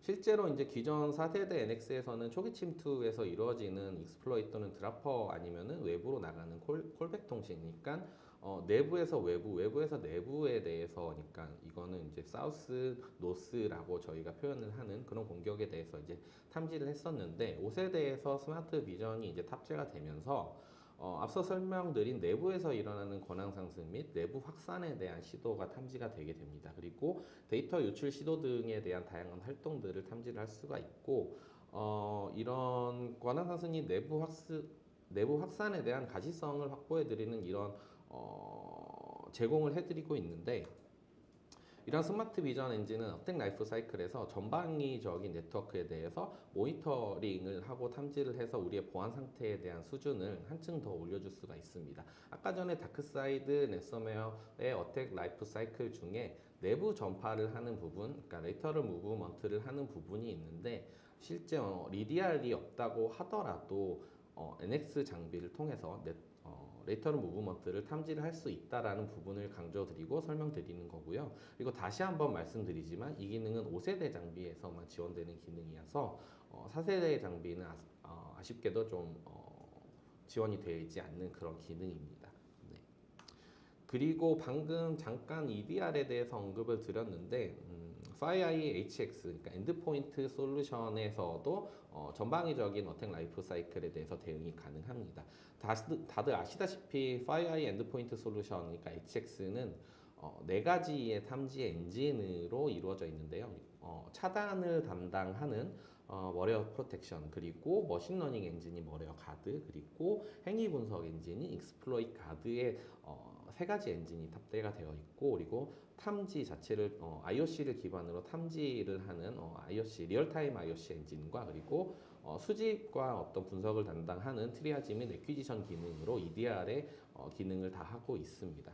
그런데 HX를 사용하시는 고객이 다 환경이 다르기 때문에 어떤 환경에서는 어떤 엔진을 사용하지 않고 사용하시는 고객들도 있고 어떤 환경에서는 조금 기능이 개선되었다라고 이제 요청 사항을 주시는 부분들이 이제 있습니다. 그래서 제품 사용에 대한 이 의견 또한 다양한 의견들을 저희가 많이 받았는데요. 그래서 FireEye는 이렇게 전달해 주신 피드백을 바탕으로 기능 강화 요구사항을 참고해서 여러 가지 추가 기능에 대해서 이제 개발을 진행을 했습니다. 이러한 결과물이 뭐냐면 HX에 추가로 애드온 될 수 있는 HX 모듈입니다. 근데 보통 기능이 새로 추가가 되면은 에이전트를 재서치를 해야 되거나 뭐 재부팅을 해야 되거나 이런 상황들이 발생을 하는데 만약에 이러한 구조로 기능이 애드온된다라고 하면은 사용하시기가 굉장히 번거롭기 때문에 저희는 모듈 형태로 그냥 애드온만 하시면은 바로 사용하실 수 있도록 그렇게 지원을 해드리고 있습니다.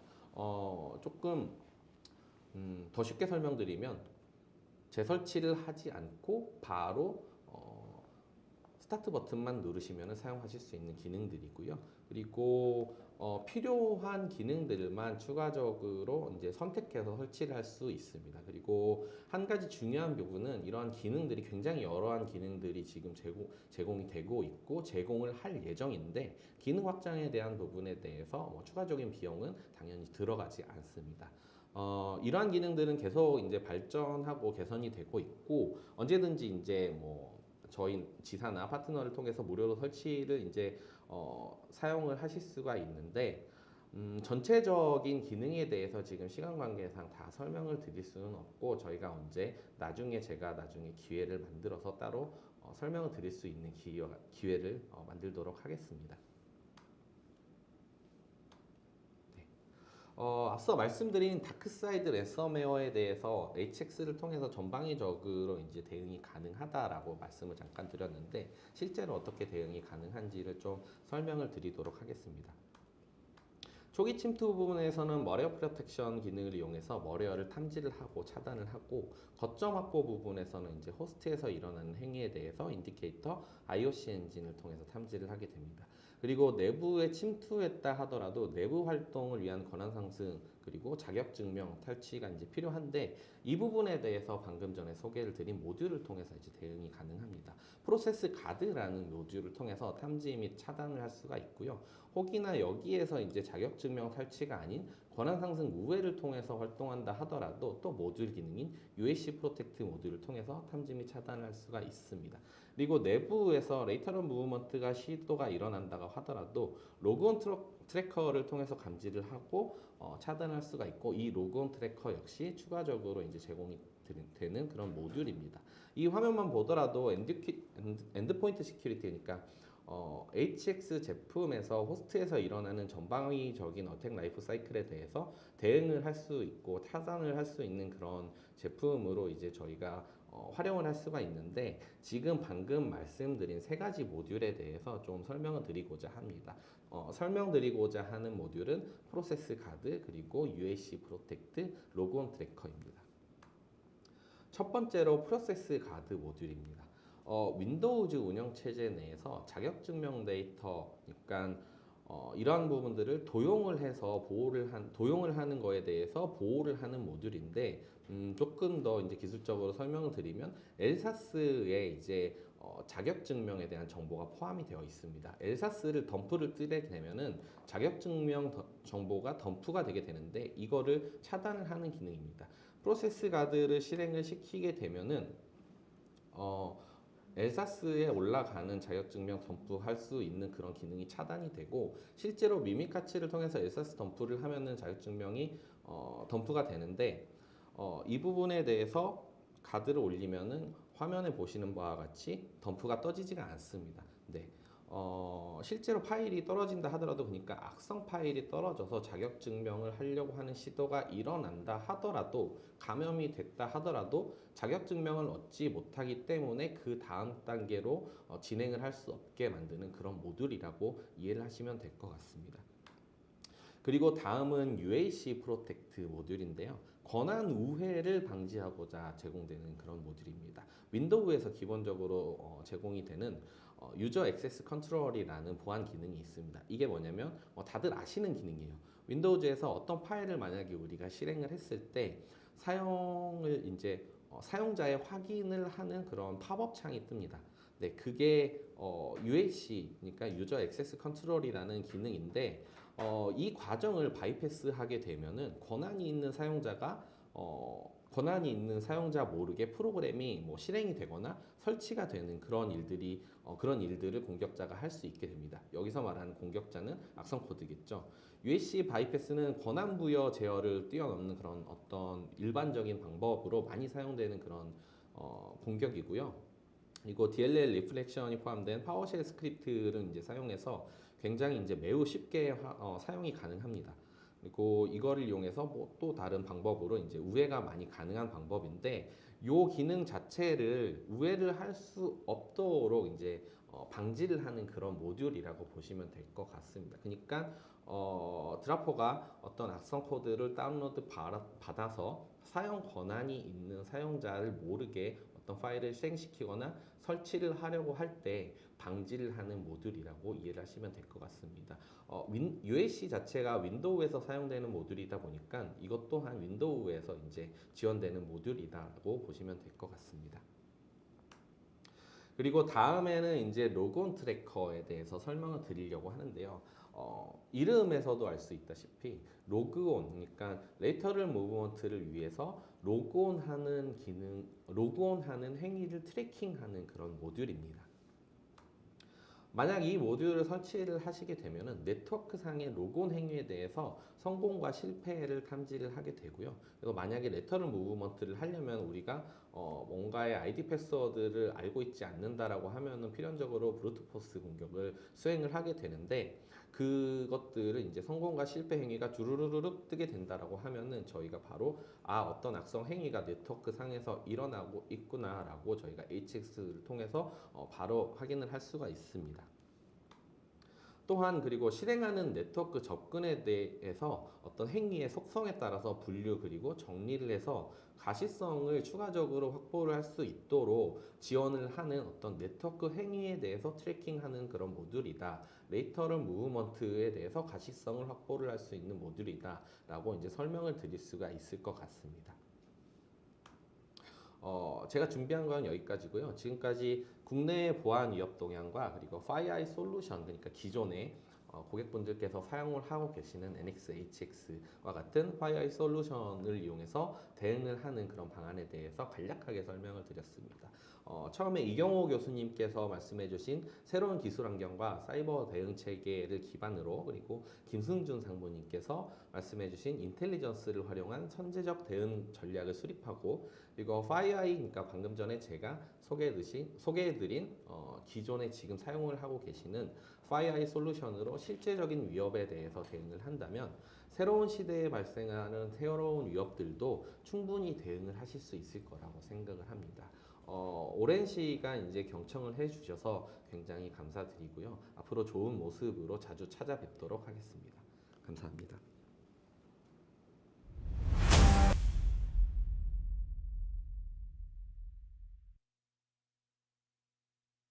네, 이제 저희가 준비한 모든 세션은 끝이 났습니다.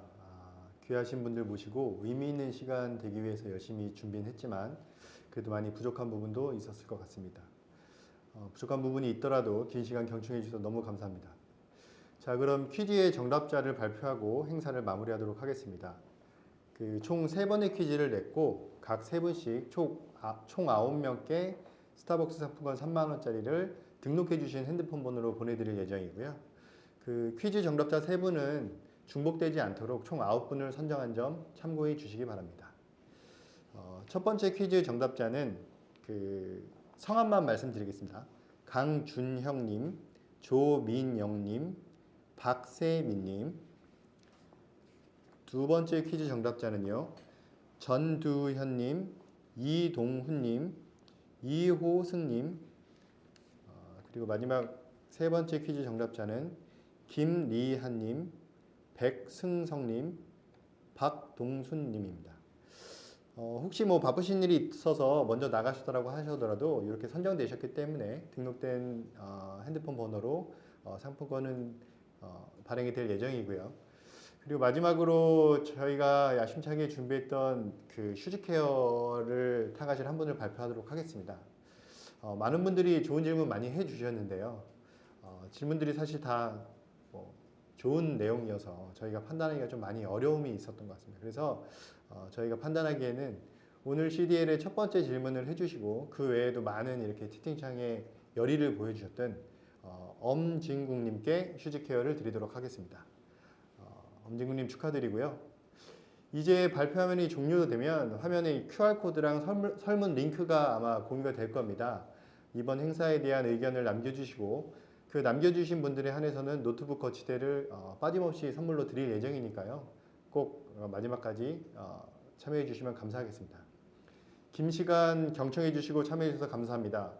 앞으로 FireEye는 계속되는 보안 위협 속에 여러분 옆을 지키도록 하겠습니다. 감사합니다.